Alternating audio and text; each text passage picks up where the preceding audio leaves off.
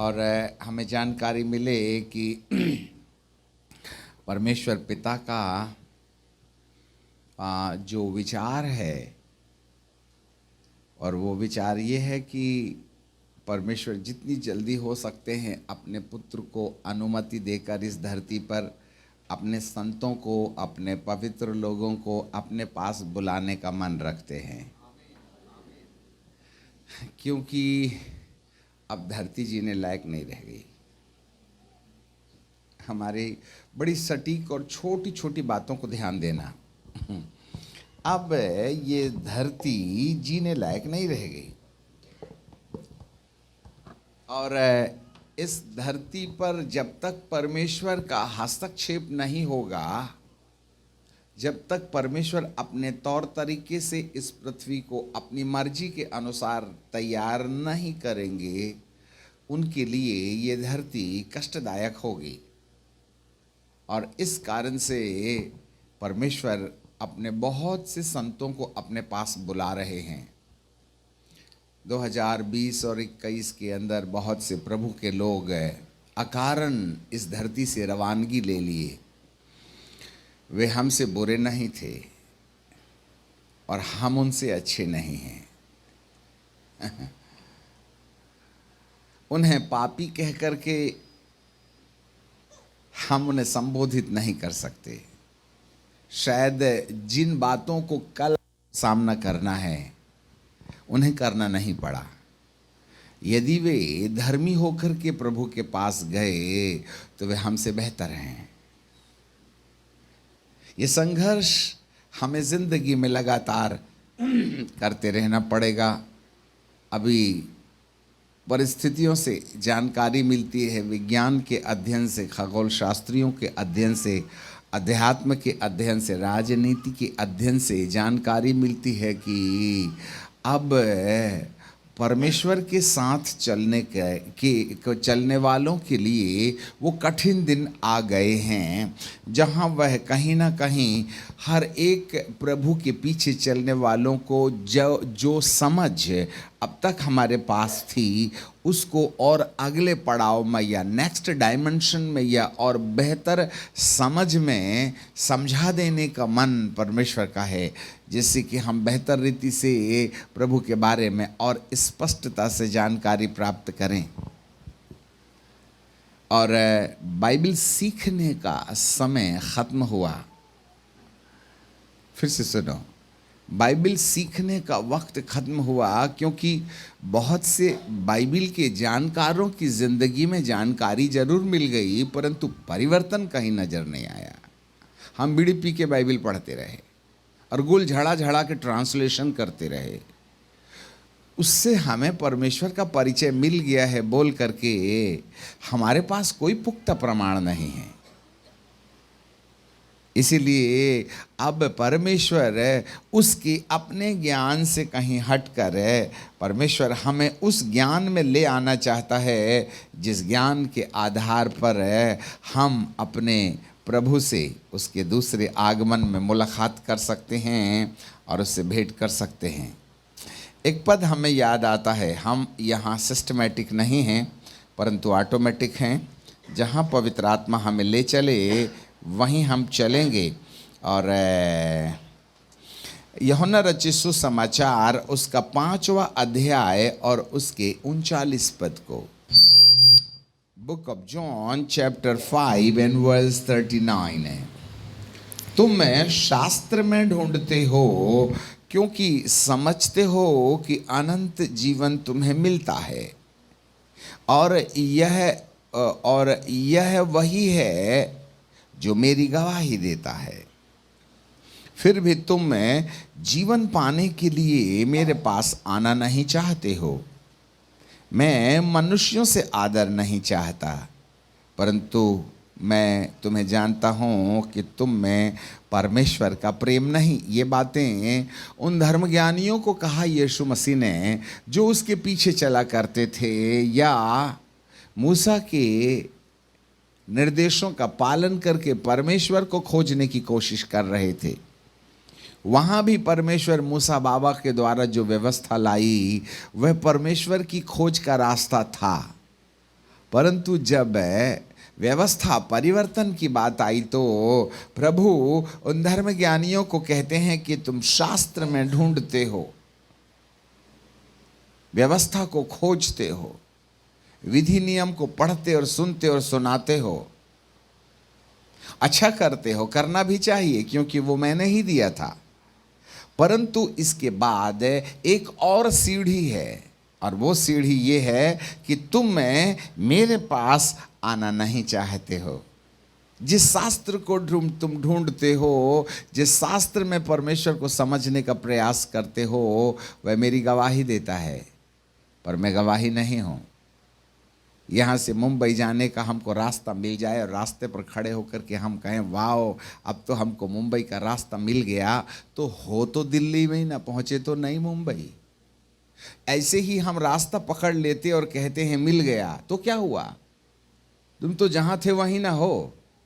वहाँ पहुँचने के लिए हमें कुछ कोशिश करना पड़ेगा, और वही नहीं हुआ। इसलिए प्रभु जी का वचन कहता है तुम शास्त्र में ढूंढते हो और समझते हो कि अनंत जीवन तुम्हें मिलता है, परंतु यह तो मेरी गवाही है, मुझ तक पहुंचने का रास्ता है। इसलिए बाइबल के ज्ञान पर झगड़ा ना करें। ये कबड्डी खेलने का मैदान नहीं है। आज सिद्धांतवाद का जो आंदोलन धरती पर चला हुआ है, मेरा सिद्धांत ये, तेरा सिद्धांत ये, मेरा, हम कबड्डी खेले जा रहे, और बाइबल में ये लिखा वो लिखा। अरे भाई किसने क्या लिखा सो वो हमारा विषय नहीं है। प्रभु जी का वचन कहता है तुम जीवन पाने के लिए मेरे पास आना नहीं चाहते हो। अब तक हमने बाइबल पर बहुत बहस कर लिया, परमेश्वर पर बहुत बहस कर लिया, सिद्धांतों पर बहुत बहस कर लिया। अब हमें अगले पड़ाव पर आकर जिस उद्देश्य के लिए परमेश्वर का वचन लिखा है उसको अब समझने का वक्त आ गया है। हालेलुया। जी हाँ, अब हम इस पड़ाव पर हैं। हर एक यीशु के अनुयायियों को अब अपनी अगली सूझ में आना है, समझ में आना है, अगले पड़ाव पर आना है। परमेश्वर क्या चाहते हैं उसको सुन करके उसके हिसाब से करने का वक्त अब आ गया है। इसलिए अब हमको फिर से परमेश्वर के बारे में नए तरीके से सोच बिठालना पड़ेगा। हम जल्दबाजी प्रीचर नहीं हैं। आपके दिल के बात अंदर आना चाहिए बोल करके बड़े साइलेंटली हम कहते कि अब तक हमने प्रभु को जैसे जाना था वैसे अब उसको नहीं जानना चाहते हैं, वरन अब हमारे जानने का जो तरीका है वो बदलना चाहिए। दूसरा कुरिन्थियों की किताब और उसका 5वां अध्याय और उसका 16 पद। आप सब लोगों के पास में कलम पेंसिल होना चाहिएगा, हो सका तो लिख लीजिएगा, क्योंकि हम जानते हैं आपका दिमाग कोई कंप्यूटर तो है नहीं कि हम जो बोले तो छप गया होगा। लिख लीजिएगा। दूसरा कुरिन्थियों की किताब और उसका 5वां अध्याय और उसके 16वें पद में लिखा है, सो अब से हम किसी को शारीरिक रीति शरीर के अनुसार न समझेंगे, और यदि हमने मसीह को भी शरीर के अनुसार जाना था तो भी अब से उसको ऐसा नहीं जानेंगे। हाँ, सो अब से हम किसी को शारीरिक रीति से नहीं पहचानेंगे।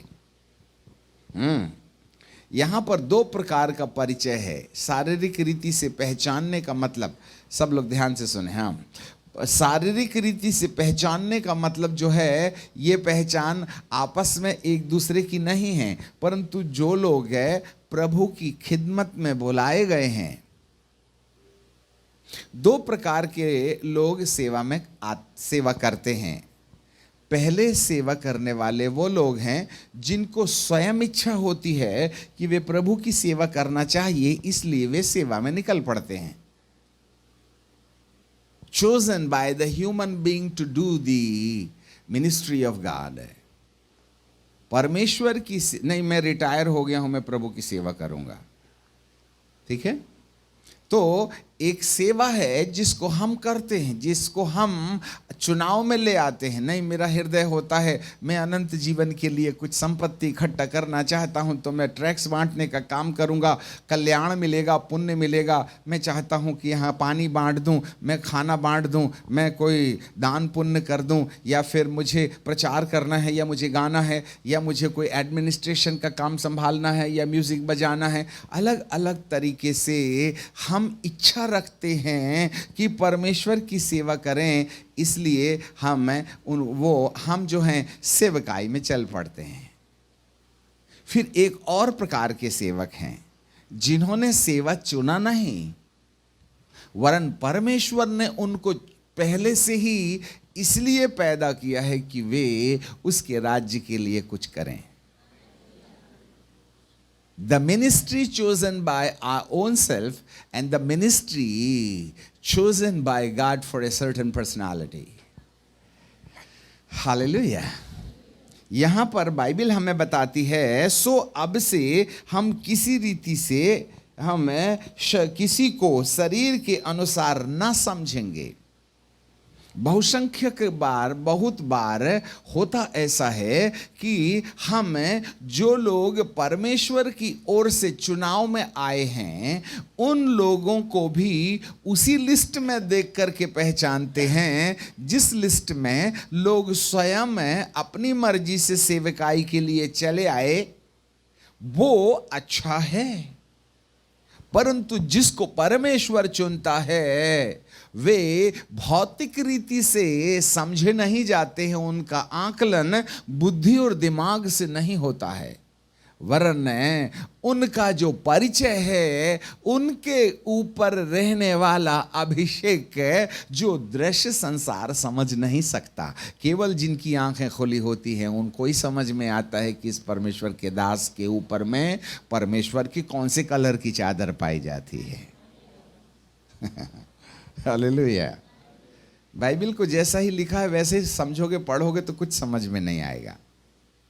इसलिए बाबा पौलुस कहते हैं कि हम उन अभिषिक्तों को जिन्हें परमेश्वर ने उस आत्मिक योजना के अंतर्गत धरती पर मां के गर्भ में डाल करके पैदा किया, हम उन्हें भौतिक बुद्धि और ज्ञान से समझने की कोशिश ना करें कि वे अच्छे दास हैं।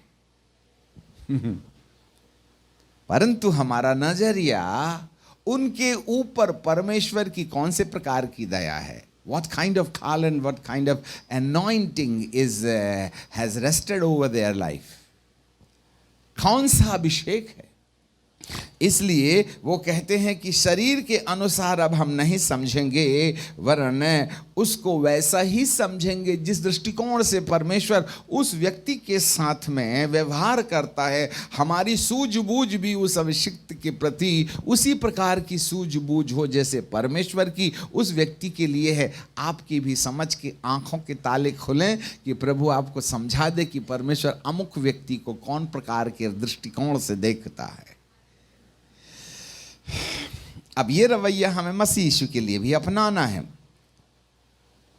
और यदि हमने मसीह को भी शरीर के अनुसार जाना था, क्या बोल रहे हैं प्रभु जी, हमने मसीह के अनुसार, मसीह को शरीर, अरे भैया यीशु मसीह अरे बड़े पावरफुल हैं, तेरे को कैसे पता चले? अरे मैं देखा, क्या हम 15 साल से बीमार थे। अच्छा, और उसके बाद इधर गए उधर गए, ये किए वो किए, कोई फायदा नहीं। परंतु जब से प्रभु के पास आए ना, धंधा तो बिल्कुल ऐसा चलता है कि पूछो ही मत। और बिगड़ गया तो काय का यीशु। तो हमारा जो व्यापार यीशु के साथ है वह रोटी कपड़ा और मकान को केंद्र बनाते हुए है।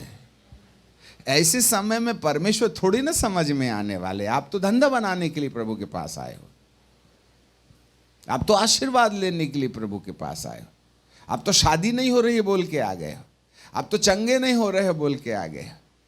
परंतु बाइबल का परमेश्वर कहता है कोई बात नहीं, चंगाइज के चक्कर में आए पर आए ना, कोई टेंशन नहीं, कम से कम आए तो। अब आ गए तो आ गए, तहां तक तो ठीक है, पर आगे भी तो चलो कि पहली क्लास में 15 साल तक पढ़ते रहोगे। गा गाइए का मां मंदिर का, दाढ़ी मूछे निकल गा गाइए का सीख रहे। A for apple, B for boy, चलेगा क्या? आज मसीहियत में यही तो हो रहा है। सन 70 से डिलीवरेंस, तेल, पानी, चंगाई, छुटकारा, आशीर्वाद, फाइनेंशियल ब्रेक थ्रू, पता नहीं क्या क्या करवा रहे हैं प्रभु जी से। वो कह रहे हैं मेरे को आने की पड़ी है, तू अपना धंधा बनाने की बात करता है। हमें अपनी समझ को अपग्रेड करना है। हमें परमेश्वर की परमेश्वरत्वता को भौतिकवाद के आधार पर यदि हम देखें तो वह हमें कभी समझ में नहीं आएगा। इसलिए जो जो लोग बाइबल सुनते सीखते हैं, उनको बाइबल में जो लाभ वाले पद है ना, वो बहुत याद रहते हैं? उसकी पीठ पर मार खाने से चंगा हुआ, बिल्कुल रट्टू तोता सामान याद है। और पीने वाले को तो कान्हा की कहानी याद आती। यीशु ने पानी को कदाखरस बनाई, मैंने एक बोतल टिकाई तो उसमें क्या बुराई। तुझे इतनी बड़ी बाइबल में एक ही पद याद आई और बाकी कोई बाइबल समझ में नहीं आई क्या? हम अपने हिसाब से बाइबल का अनुवाद करते हैं कि हमारा बेनिफिट कहाँ है, फायदा कहाँ है। इसलिए प्रभु जी कहते हैं, यदि अब तक हमने यीशु को अपनी शारीरिक और भौतिक आवश्यकताओं को पूरा करने वाला प्रभु के रूप में पहचाना है ना, तो अब हम उसको वैसा नहीं जानेंगे, वरन उसको बेहतर तरीके से जैसा वो है वैसा देखने के लिए हम कोशिश करेंगे। इसलिए मेरा प्रभु अब आपको एक नए पड़ाव पर ले जाना चाहता है, क्योंकि यीशु को आने की बड़ी बेचैनी है। और कलीसिया अभी भी हाफ पैंट और बनियान में है, वे दुल्हन के समान तैयार नहीं है। सब अपने अपने सिद्धांत का लबादा बना के बैठे हुए हैं, सब अपने अपने तरीके से धर्म की चादर ओढ़ के रखे हुए हैं। ऐसे समय में प्रभु आ भी गया तो दो चार को छोड़ के धरती को यहीं छोड़ के लेके जाएगा। We are not ready to have the encounter with Christ who is going to be appear in the mid heaven. इसलिए अब हमें सुलझी दशा में बाइबल को समझना है, सुलझी दशा में परमेश्वर को पहचानने की कोशिश करना है। और ये अंधकार की ताकतें, जरा कान धर के सुनना, हम पड़ाव हम समा बना रहे हैं और फिर धीरे से टॉपिक पर आ जाएंगे। ये अंधकार की एक सत्ता है जो हमें कहीं ना कहीं परमेश्वर की सत्यता तक पहुंचने के लिए रुकावट का कारण बनी रहती है। जिस व्यक्ति को परमेश्वर जिस बड़ी बुलाहट के लिए तैयार करता है, अंधकार की ताकतें फुर्सत से उसके पीछे लगी रहती है। जरा ध्यान से सुनो। कितने सेवक लोग हैं, हाथ उठाएं। सेवक 1 2 3 4, सेवक सेविका जो भी होंगे। ओके, बहुत कम है, चलो ठीक है, कोई बात नहीं। सो जिस व्यक्ति को परमेश्वर अपने राज्य में काम में लाना चाहता है ना, उस व्यक्ति को उसके अर्थात परमेश्वर के हिसाब से वह परमेश्वर की बुलाहट में ना आ जाए बोल करके अंधकार की जो सत्ताएं हैं बेजोड़ कसरत करती हैं कि उनको अपनी ओरिजिनल बुलाहट में ना आने दें। क्योंकि उनको मालूम है एक व्यक्ति को परमेश्वर ने जिस उद्देश्य के लिए सेवा दी है, यदि वह ओरिजिनलिटी पर आ जाए, वास्तविकता पर आ जाए, तो अंधकार के साम्राज्य को भारी नुकसान होने वाला है। ये उसको आइडिया है, भले ही तुम्हें ना होवे। सब याजक लोग ध्यान से सुन लेना।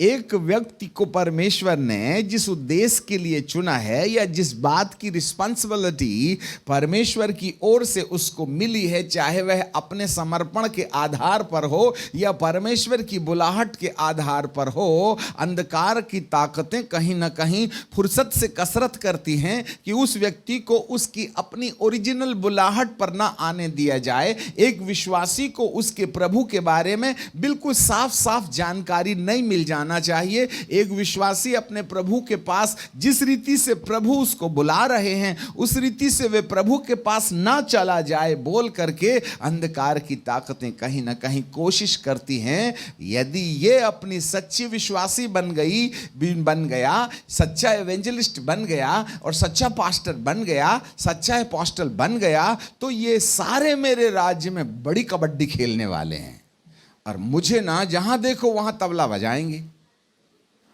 तो इनको इससे पहले कि तबला हाथ में लग जावे, इनको भ्रमित करके रखो, इनको गुमराह करके रखो। हाँ, हालेलुया। इनको सही रास्ते पर आने मत दो। और यदि ये सच्चाई से प्रभु के पास आ गए तो अंधकार की साम्राज्य में भारी नुकसान का कारण बनेंगे। इसलिए प्रभु के पास आने से लेकर प्रभु की सही बुलाहट तक खड़े रहने के लिए और सेवकाई को पूरा करने के लिए हमें एक आत्मिक युद्ध लगातार लड़ते रहने की जरूरत है। There is a warfare against, एक युद्ध है जिस युद्ध को आपने बराबर लड़ते रहना है। और यदि उस युद्ध को आपने नहीं लड़ा, एक विश्वासी को परमेश्वर की पूरी परिपक्वता तक पहुंचने के लिए अंधकार की सत्ता रुकावट पैदा करती है। हाँ, एक एवेंजलिस्ट को एक सच्चा और परिपक्व एवेंजलिस्ट बनने के लिए, एक पास्टर को एक परिपक्व पास्टर बनने के लिए व्यक्ति, वस्तु, स्थिति के धनुष पर अंधकार की ताकतें कहीं ना कहीं जलते हुए तीर डाल डाल कर हमको सही बुलाहट से गुमराह किया चाहती है। और हम मांग रहे हैं प्रभु अभिषेक दे दे। हालेलुया। प्रभु कहते हैं देने में मेरे बाप का कुछ नहीं जाता, पर रखेगा कहां? मुझे मालूम है मैंने दिया और तूने ऐसा किया तो तेरी रोटी यहां से कोई कुत्ता लेके जाएगा। इसलिए मैं देने में रुचि रखता हूं, पर तू लेने तो चाहता है, पर लेने के बाद उसको रखेगा कहां? अब लॉटरी फंसी 10 करोड़ की, और हमने ले आए, और चोरों को तो पहले ही पता था कि 10 करोड़ जाने वाले हैं। तो इससे पहले कि वो जिसको लॉटरी मिली थी ना, बैंक में से निकलने के पहले जिसने पहला हाथ मार दिया वही विजय हो गया। और हमने 10 लाख रुपए लाए, 10 करोड़ लाए और पॉलिथीन में लटका के ऐसे खुट्टी पर लटका दी और 2 लीटर दारू पी के सो गए और बोलेंगे सुबह बंगला बनाएंगे। अरे तू भी वहां नहीं रहेगा, पता नहीं तुझे गिद्ध समान कौन नीच नूच के ले जावे। और वो भी तूने कहाँ रखा है उसको? पॉलिथीन में लटका के, और वो भी कहाँ? छत्ते की डंडी के बाजू में, दीवार में खीला ठोक के। सुबह तक मिलेगा क्या? अरे सेकंड में नहीं मिलेगा, तो सुबह की क्या बात कर रहा है? प्रभु कहते हैं तेरे को इतना पैसा देकर कि तू पॉलिथीन में लटका के रखेगा तो सुबह तक तो तेरा क्या जाएगा? जाएगा तो मेरा ही ना। सुबह तो तू नंगा की नंगा मिलेगा। इसलिए वो अभिषेक देने में देरी कर रहा है, नहीं उसका जाता कुछ नहीं है। अरे दरिया से 2 गिलास पानी निकाले, दरिया से 2 गिलास पानी निकाले तो क्या दरिया का लेवल कम हो जाएगा? इतना बड़ा परमेश्वर अभिषेक और पावर और शक्ति और सामर्थ्य, दान और वरदान, पता नहीं क्या क्या, अल्फा और ओमेगा वाला परमेश्वर इतनी दौलत रखता। आपको मालूम इजरायली लोग जब एक दिन के लिए खाना खाते थे तो 56 डब्बे ट्रेन से भरे हुए, वो बोगी क्या बोलते हैं जिसमें माल जाता है, कोयला, 56 बड़ी ट्रेन के बोगी भर करके मन्ना एक दिन में गिराता था। तो 40 साल में पूरा स्वर्ग खाली हो गया होगा लगता है। तो परमेश्वर कहते हैं एक कोना भी नहीं खसका वहां, इतना माल मेरे अंदर है। पर तुम भूखे हो तो मैं क्या करूं? तुम खाते तो हो पर पेट नहीं भरता, पहनते तो हो गरमाते नहीं, कमाई को छेद वाली थैली में रखते हो, इसलिए 1-2 बार के बाद में तीसरी बार देने में मजा नहीं आता क्योंकि तेरी थैली में छेद है। हालेलुया। पहले थैली सुधरवा लो, फिर नोट डालना, नहीं तो तुम्हारा क्या बाप कहीं ना जाएगा। मैं 1000 की नोट दे रहा हूं, इधर से डालता हूं उधर से नीचे चला जाता है। 1 बार हो गया, 2 बार हो गया, देखा तो थैली तो खाली ना, तब तीसरी बार देने की गलती क्यों करूंगा मैं? आए दिन अभिषेक चाहिए, 15 दिन के बाद में खलास। इससे हाथ रखवाइए, उससे पैर रखवाइए, ये मीटिंग जाइए, वो मीटिंग जाइए, ये करिए, वो करिए। क्या करिएगा? इन सब करने में फायदा क्या है? माल तो मेरे मालिक का तुम्हारे पास रहता ही नहीं, टिकता ही नहीं। इसलिए मेरा प्रभु अब काम करने की शैली बदल रहा है। वह हमें एक नई समझ में लाना चाहता है इससे पहले कि वह तुम्हें अपनी वास्तविकता का अभिषेक दे दे। वह हमारी जिंदगी को रिपेयरिंग करना चाहता है जिससे कि उसकी दौलत बेकार ना हो जाए। आप बेफिजूल में 15 साल से प्रभु जी के पीछे चल रहे, परंतु तंबाकू की डबिया तो नहीं छूटी ना। क्या फायदा? सन 70 में लिए थे हम, सीनियर विश्वासी हैं, तो क्या हो गया? आज भी तो पत्नी को दनादन भकाभक करते हो।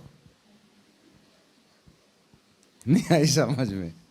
और फिर तो है ही ये, समझ गए होगे। इसमें तो धुआंधार धुआं निकलता है। 5 मिनट के लिए फुर्सत मिल जावे फिर देख लेना, सारी हदें पार कर जाते हैं हम। अब समझ गए होगे हम कहना क्या चाहते हैं। और यहाँ आके ऐसी अन्य भाषा बोलेंगे जैसे अभी मंगल ग्रह से नहा धो के आए हैं। और रात भर होने दो, 11 बजे के बाद देखना मोबाइल बीवी बन जाती है। समझ गए होगे? आगे जाके शर्मिंदा नहीं करना चाहते, माथा हमारा खराब होता है। इट्स अ वॉरफेयर, एक युद्ध है जिसे मंजिल तक पहुंचने के लिए लड़ना पड़ेगा।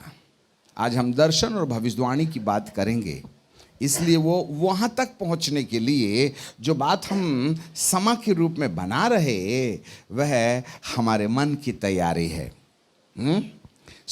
आज हम पढ़ना चाहते हैं जकरिया की किताब और उसका 3रा अध्याय। सब लोग निकालिएगा जकरिया की किताब और उसका 3रा अध्याय और उसके 1 पद से हम आगे पढ़ेंगे, क्योंकि ये भविष्यवाणी से जुड़ी हुई बात है, इसलिए नया नियम और पुराना नियम दोनों मिला करके हम बातचीत करेंगे। ठीक है ना?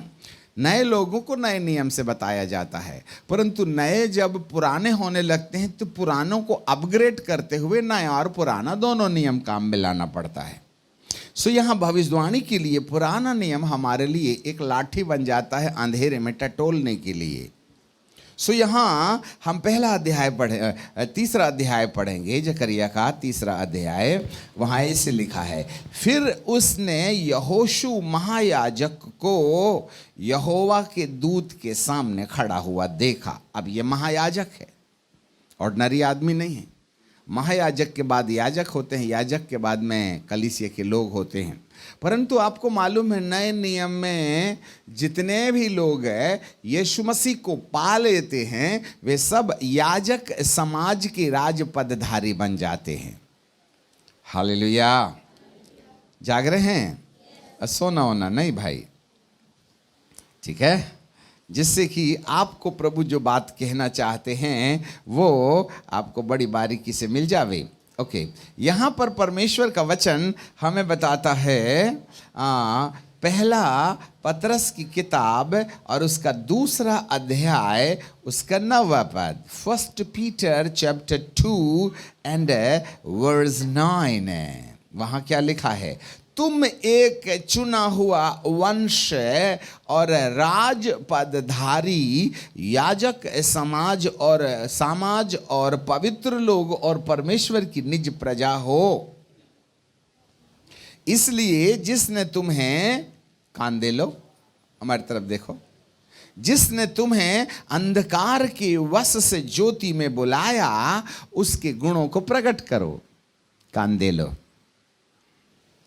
हमारे पीछे बोले, जिसने हमें अंधकार के बस से छुड़ाया, अद्भुत ज्योति में लाया, उसके गुणों को, जोर से जोर से जोर से 3 बार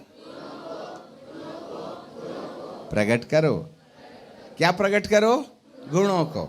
हाँ, कौन से गुण को प्रकट करना है? ज्योति के गुण प्रकट करना है। उसने अंधकार से हमको इसलिए छुड़ाया और अद्भुत ज्योति में लाया। तो अद्भुत ज्योति में ला लिया बोल करके विश्वास करने वालों की जरूरत नहीं है। अब तक कर लिए तुमने? नहीं, हम तो विश्वास करते हैं उसने हमें अंधकार से छुड़ाया। कहाँ छुड़ाया? नहीं, विश्वास करने से क्या हो गया? टेंशन में तो रहते हो ना, डिप्रेशन जिसको बोलते हैं। आज की तारीख में धरती पर 99% लोग निराशा के शिकार हैं। हाँ, ये जवान बच्चे लोग जिनकी दाढ़ी मूछे नाक निकली नहीं है, वो क्या बोलते हैं, मेरे मामा प्यार नहीं करते, मेरे पापा प्यार नहीं करते, ये तो मेरी तो माँ तो बुरी दुश्मन है। क्यों? रात को 8 बजे आने के टाइम पर देती ना कान के नीचे, इसलिए। इसका मतलब रात भर तुम घूमते रहो तो बुरे हो गए माँ बाप। अनुशासित नहीं होना चाहते, इसलिए माँ बाप दुश्मन बन जाते हैं। यदि आपको बार बार मोबाइल के बारे में पड़ जाएं, रखना मोबाइल, सुबह शाम मोबाइल मोबाइल मोबाइल, बुढ़ियो तेरे पास काम धंधा नहीं है, फिर देख लेना दांत पीसना शुरू कर देते हैं बाल बच्चे लोग अपने माँ बाप के ऊपर। तो सबसे बड़े दुश्मन बच्चों के कौन हो जाते मालूम है क्या? माँ बाप। क्योंकि वो अंकुश लगाते हैं। आप दुनिया के साथ चलना चाहते हो और वह तुम्हें सभ्य समाज बनाना चाहते हैं, इसलिए हमारी उनसे पटती नहीं। और 99.999 बाल बच्चे सबसे बड़े दुश्मन मामा पापा को समझते हैं। अंग्रेजी बोले तो फायदा ही क्या है? टिकट तो नीचे की कंफर्म है, और वो भी विंडो सीट, एसी डब्बे में। ठीक है, गुणों को प्रकट करो। जी हाँ, तो हम सब चाहे याजकी पदभार संभालने वाले हों, चाहे एवेंजलिस्ट हों, चाहे प्रचारक हों, चाहे पास्टर हों, चाहे विश्वासी हों, हम सब याजक समाज के लोग हैं। इसका मतलब आज का वचन सब में लागू होता है। चाहे महायाजक हो आप, चाहे याजक हो आप, चाहे एवेंजलिस्ट हो आप, चाहे आप हाउस चर्च लीडर हो आप, चाहे गायक हो, चाहे आराधना लीडर हो, चाहे गिटार बजाने वाले हो, चाहे ड्रम बजाने वाले हो, ये वचन सब पर लागू होता है। आराधकों को ये नहीं समझ लेना चाहिए हमारी ड्यूटी खत्म, अब इनकी ड्यूटी शुरू। हम बहुत डांटते हैं जब आराधक लोग आराधना करने के बाद नीचे चले जाते हैं और कोल्ड ड्रिंक पीने लगते हैं। हम उनको स्टेज में नहीं चढ़ने देते। आपको मालूम है, आराधक लोग वो लोग होते हैं जो अदृश्य संसार के परमेश्वर को दृश्य संसार में लाने का रास्ता तय करते हैं। तो आपको यदि परमेश्वर का राज्य धरती पर लाना है या अदृश्य दुनिया का परिचय दृश्य दुनिया से और दृश्य दुनिया की आवाज पर अदृश्य दुनिया तक पहुंचाना है, तो दोनों दुनिया के बारे में मालूमात होना चाहिए, तभी ना काम बनेगा। अब मैं मुंबई गया ही नहीं, और आइए मैं तुमको मुंबई का रास्ता दिखाता हूं, इधर चले जाइए, उधर दिल्ली है, ऐसा नहीं चलता। शायद एक याजक को जितनी दुआ नहीं करनी चाहिए, उससे ज्यादा प्रार्थनाशील जीवन आराधकों का होना चाहिए, क्योंकि स्वर्ग के परमेश्वर का बागा पकड़ के खींच के लाने वाले आप हो। हालेलुया। ऐसा नहीं कि गाय अपनी ड्यूटी खत्म, चलो अपन गुलछर्रे उड़ाएंगे। जिनके गाने तुम गाते हो ना, सुप्रसिद्ध मुंबई के फलाने फलाने नाम नहीं लेंगे, मुंह खराब होता हमारा। हमने नीचे से स्टेज से नीचे उतार दी, चलो नीचे जाओ, आपकी जरूरत नहीं है। ए ढोलक ला रे, तबला ला, हम गाएंगे। हमने सीधे उतार दिए। जिनके गाने आज दुनिया भर में गाए जाते हैं, हमने नीचे उतार दिए। खबरदार, अभी तुमने गाय बजाए और वहाँ लड़कियों के साथ उधर कमरे में जाके हा हा ही हु कर रहे हो, तुम्हें सभ्यता नहीं है, तुम्हें स्टेज में नहीं चढ़ने दिया जाना चाहिए। Hallelujah, praise the Lord. गाना कोई ड्यूटी थोड़ी ना है, गाना तो परमेश्वर को धरती पर लाने का। चल प्रभु चल, जल्दी और खींच, तू भी पकड़, खींच खींच, चल चल चल, ऐसा करके ये लोग बैठे हुए ना, आइए जल्दी आइए, ऐसा वाला झगड़ा करने वाले लोग हैं। परमेश्वर को धरती पर लाने का रास्ता है आराधना। तो तैयारी होनी चाहिए ना, तैयारी होनी चाहिए। इसलिए जितने भी आराधक हैं 3 घंटा सुबह प्रार्थना करें, तब स्टेज में चढ़ें। फिर देखना, एक गाना गाओगे सब औंधे मुंह गिरेंगे।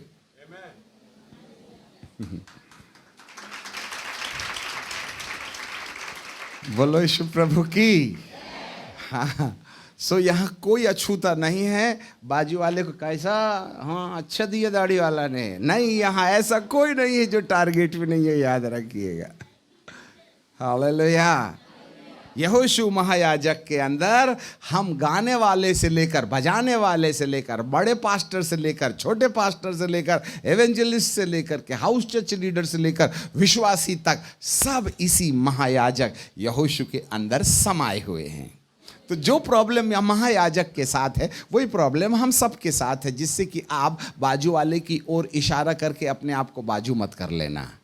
आज परमेश्वर हर एक से बातचीत करेगा और आज का संदेश सबके लिए है। यहाँ पर एक बड़ी अच्छी बात लिखी है, और फिर उसने यहोशू महायाजक को यहोवा के दूत के सामने खड़ा देखा। यहाँ तक तो बहुत अच्छा लगता है, परंतु और आगे लिखा है, और शैतान ने उसकी दाहिनी ओर उसका विरोध करने के लिए खड़ा हुआ था। अरे, एक तो महायाजक और सामने में खड़ा दूत और दाहिने ओर खड़ा शैतान, और वो महायाजक के बारे में दोष लगाने का काम कर रहा। अब हमें समझ में नहीं आता, दूत सामने भूत बाजू में, और वो भी महायाजक के। हालेलुया। दूत खड़ा है सामने और दाहिने ओर, आपको मालूम है दाहिने का मतलब होता है, राइट हैंड साइड का मतलब होता है अथॉरिटी, अधिकार। इसी से हम साइन करते हैं, इसी से हम खाना खाते हैं, इसी से हम सब कुछ करते हैं। This is the authority, right hand side. दाहिने का मतलब होता है अधिकार। आज हमारे सामने प्रभु है। हालेलुया। हमारे सामने प्रभु है। Please be sit down brother, हरकत ना करें। तो हमारे सामने प्रभु है, परंतु अधिकार में तो कोई और ही खड़ा है। प्रभु हमारे सामने है तो क्या हो गया? कहीं मोबाइल हमें वो ऊपर अधिकार रखा है, कहीं बीबी का टेंशन हमको अधिकार रखा है, कहीं भविष्य की चिंता हमारे लिए अधिकार बन बैठी है, कहीं हमको अच्छा नहीं लगता है, कहीं हमको बीमारी पकड़ लेती है, कई बार हमको भविष्य में अंधेरा अंधेरा नजर आता है। ऐसे करके हमारे दाहिने हाथ में न जाने कौन खड़ा है और क्या विषय पर वह शिकायत कर रहा है, और बेचारा स्वर्गदूत सामने खड़ा है। अरे भैया, तुम स्वर्गदूत हो ना, तो कम से कम इलाज तो करो इसका। नहीं बोले, दूत भी और भूत भी, उजियाला भी अंधेरा भी, और वो भी पास्टर के पास। हद हो गई। इन कारणों को समझ लीजिएगा। यदि आप यीशु को मानते हैं, जानते हैं, अन्य भाषा बोलते हैं, इसका मतलब बिल्कुल श्योर शॉर्ट है, ऐसा नहीं है। हो सकता है कि वो दूत हमारे सामने है, पर ऐसा भी हो सकता है कि कोई शिकायत करता हमारे बाजू में है, और उस शिकायतकर्ता का कारण क्या है? यही हमारे फेलुअर होने का कारण है। आज हम तो दूत को देखते, पर देखते नहीं कि बाजू में कोई तुम्हारी शिकायत कर रहा है, और बार बार हमारा ध्यान अपनी ओर खींच लेता है, बार बार अपनी ओर। इसलिए बोलते मैं बहुत परेशान हो गया, मेरी बीवी परेशान करती है, क्या बताऊं, मेरा फलाना टेंशन है, मेरा ये है, वो है। प्रभु तू कहाँ है? अन्य भाषा भी बोल रहे, हाथ पैर हिला रहे, गिर जा रहा है, गिरा दे रहे, परंतु प्रॉब्लम वहां है।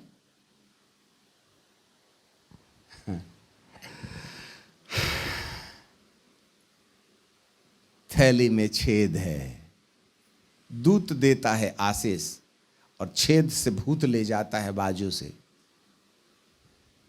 हाँ, आगे चलें। फिर यहोशू, अब इसको हम देखो कैसे प्रोफेसी में हम टैली करेंगे, वो आपको समझ में आएगा। उस समय यहोशू महायाजक को यहोवा के दूत के सामने खड़ा देखा, और शैतान उसके दाहिने ओर विरोध करने के लिए खड़ा हुआ था। अब जरा देखें दूसरे पद में क्या लिखा है। तब यहोवा ने शैतान से कहा। अब जरा डीलिंग सामने वाले से हो रही जो हमारे बाजू में खड़ा है, ठीक है।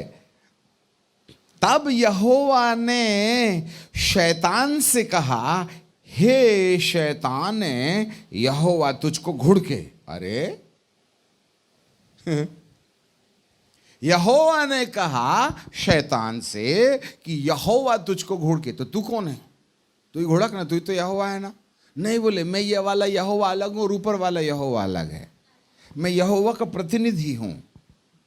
नहीं तो निपटा देता 2 मिनट में, उसको निपटाने का काम वो वाले यहोवा का है, इसका नहीं है। मेरे को मालूम है लूसीफर को जितना बोला उतना ही बोलने का, आगे पीछे भी 2 लाइन हो गई ना, तो कौन अपना ऊपर वाला साम्राज्य नीचे गिराएगा बाबा। इसलिए जितने स्वर्गदूत ना आते भी हैं तो अपनी मर्जी से कुछ नहीं कहते, उतने ही बोलते हैं जितना बोलने के लिए ऊपर वाला भेजा है, और नहीं तो सीधे उनको चार्जशीट नहीं मिलती है, सीधे डिसमिस कर देते हैं। उसको मालूम है यहोवा की ओर से संदेशवाहक व्यक्ति जो स्वर्गदूत है, जो परमेश्वर की रचना है, उसे भी हिमाकत नहीं है कि आपके दाहिने खड़े भूत का इलाज करे वो, क्योंकि ये कंडीशनल है। There is a condition behind. फिर ये प्रतिनिधि नामक यहोवा इस शैतान को बोलता, यहोवा जिसने मुझको भेजा है, जिसके प्रतिनिधि बनकर के मैं तेरे सामने खड़ा हूं, महायाजक है, वो आसमान में रहने वाला यहोवा तुझको डांटे। तो अब हमको उस वाले यहोवा के पास जाना पड़ेगा, डांटने का अधिकार उसके पास है, इसको संदेश लाने का अधिकार है। तो हम वो ऊपर पर रहने वाले यहोवा से इस दुष्ट को कैसे डटवा सकते हैं? आप ट्राई मत करो। हेलो, आप ट्राई मत करो उसको भगाने का, सुलझी हुई बात है। ना उस स्वर्गदूत को अधिकार है, ना मुझे अधिकार है कि मैं उसको भगाऊं, क्योंकि भगाने का काम परमेश्वर करेगा और वो काम शर्तपूर्ण है। There is a condition behind. आपने ऐसा संदेश नहीं सुना होगा कभी। आप नए नियम के अधिकारों की बात करते हैं, यीशु के नाम से वो भागा, वो भागा, वो भागा, वो भागा, वो भागा। वो शैतान बोलता, कहाँ भागा, भागा भागा, मैं तो तेरे नाक के नीचे हूं, ये कुछ आगा भागा नहीं, तेरे बाजू में हूं।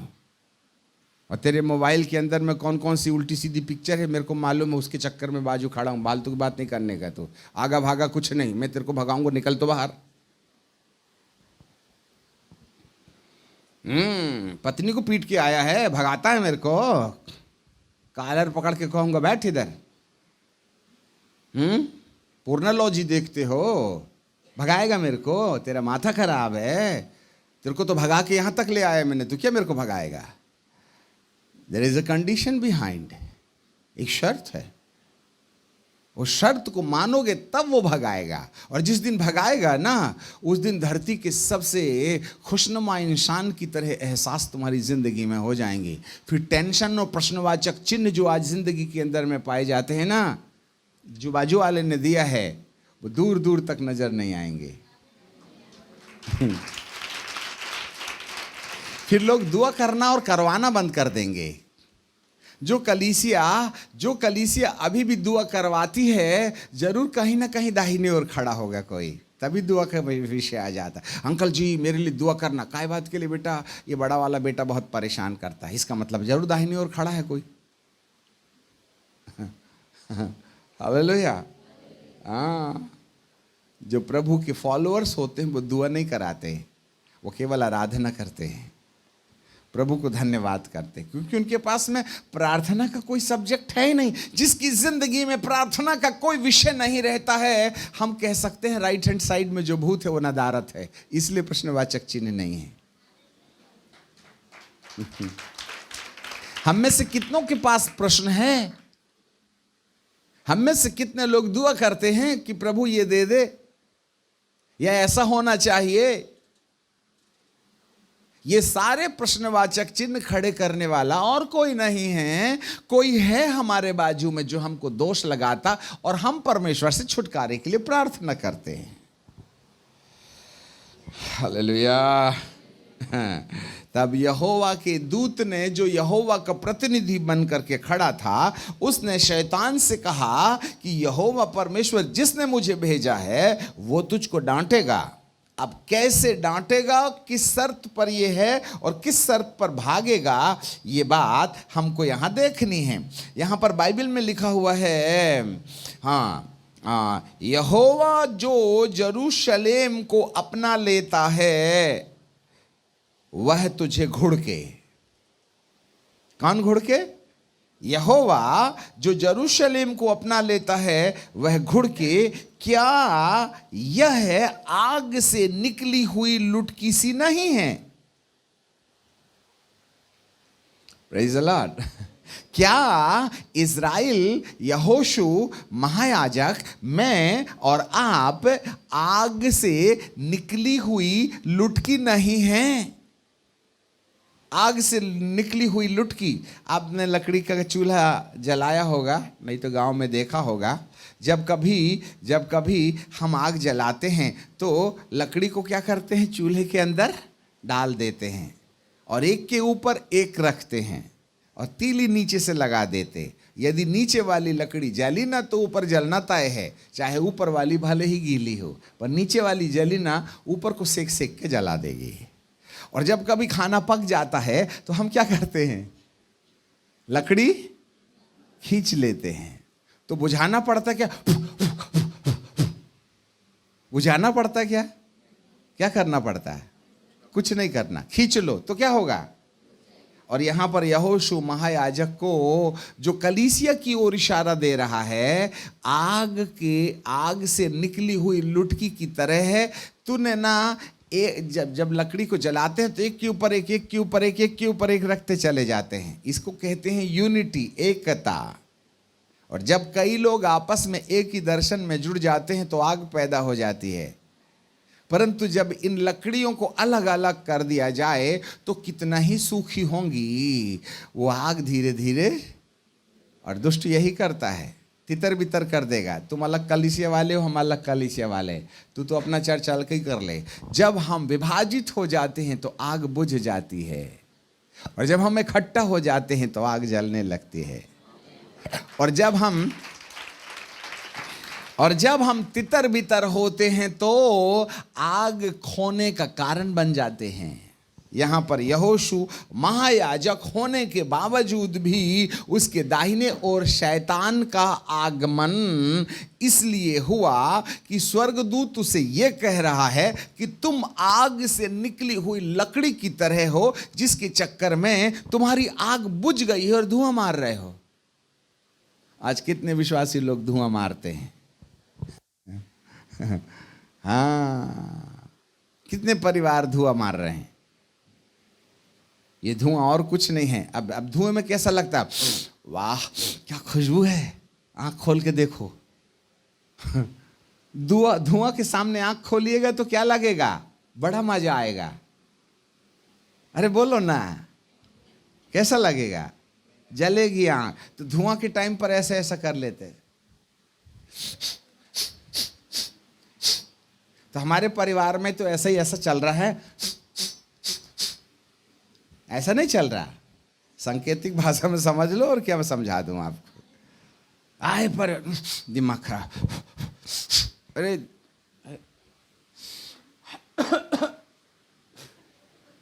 ऐसे ही ना चल रहा है परिवार में, सेवा में, परिवार में, फाइनेंस में, अलग अलग एरिया में। इसका कारण क्या है, धुआं। क्यों? हम एकता से विभाजित हो गए हैं, हम अलग अलग हो गए हैं। 3 प्राणी हैं परिवार में, तीनों में कबड्डी चलती है, चौथा वीडियो खींचता है। तुम में से 2 जन किसी एक बात के लिए सहमत हो जाएं तो मेरे पिता की ओर से हो जाएगा। हालेलुया। यदि पति पत्नी की विचारधाराएं एक हो गई तो सुलगने लगेगी लकड़ी। हाँ, और बाल और बच्चे यदि इकट्ठे हो गए तो फिर तो बात ही मत करना, पूरे बंगले में आग लगा देंगे हम। सो इस तरीके से यहोशू महायाजक को आग से निकली हुई लुटकी बोलने का मतलब है आज समाज के अंदर में, इजराइलियों के अंदर में, इजराइल जो है उस लकड़ी के समान है जो आग से बाहर आ गई है, इसलिए उसने अपना तपतापन खो दिया है। आज विश्वासी लोग भी विभाजित हो जाने के कारण अपनी ज्वाला खो देते हैं और इस तरीके से हम आग से निकली हुई लुटकी सी बन जाते हैं। अब इसका कारण क्या है, जरा तीसरे पद को देखिएगा। यहां ऐसे लिखा है, उस समय यहोशू तो दूत के सामने मैला वस्त्र पहन के खड़ा था। वाह, हमारे पीछे बोलिए, उस समय तो यहोशू दूत के सामने मैला वस्त्र पहने हुए खड़ा था। हाँ, क्या प्रॉब्लम है इसके साथ? मैले वस्त्र हैं, वस्त्र मैले हो गए हैं। हाँ, सफ़ेद गाउन नहीं है, उसमें दाग वगैरह लग गए हैं। तो आज आप अपने लिए इसको किस रूप में अनुवाद कीजिएगा, है ना? उसके लेटरल वस्त्र खराब हो गए थे, सच में उसके वस्त्र गंदे हो गए थे, गोबर लग गया होगा, मिट्टी लग गई होगी, कॉलर में काला आ गया होगा, पसीना वगैरह आ गया होगा, ठीक है ना? इसका मतलब शैतान आया क्या बात के लिए था, या किस चक्कर में आ गया वो? अरे यहोशू महायाजक के दाहिने और अंधकार की सत्ता को आने का कारण क्या था? वस्त्र का मैला होना। हालेलुया, जाग रहे हैं आप? वस्त्र का, हाँ, वस्त्र के मैले होने से हम किसी और को अपने प्रभु के साथ न्योता देते हैं। एक बार हमारे वस्त्र मैला हो जाएं, इनविटेशन कार्ड बांटने की जरूरत नहीं है। वो सामने वाला पता लगा लेता है इसके कपड़े गंदे हैं, चला जाओ अंदर। हाँ, फिर वो प्रश्नवाचक चिन्ह लगा लेता है। हालेलुया। हम छेद रिपेयरिंग कर रहे हैं थैले की। और यदि थैला सुधर गया ना तो माल नहीं लूट सकता कोई। हम कितने ही बांध हैं, बाइबल में ये लिखा, शैतान तेरे को मालूम है कि नहीं? बोले तेरे को तो बहुत बाद में पता चला, बाइबल मेरे सामने लिखी, मेरे को मत सिखा।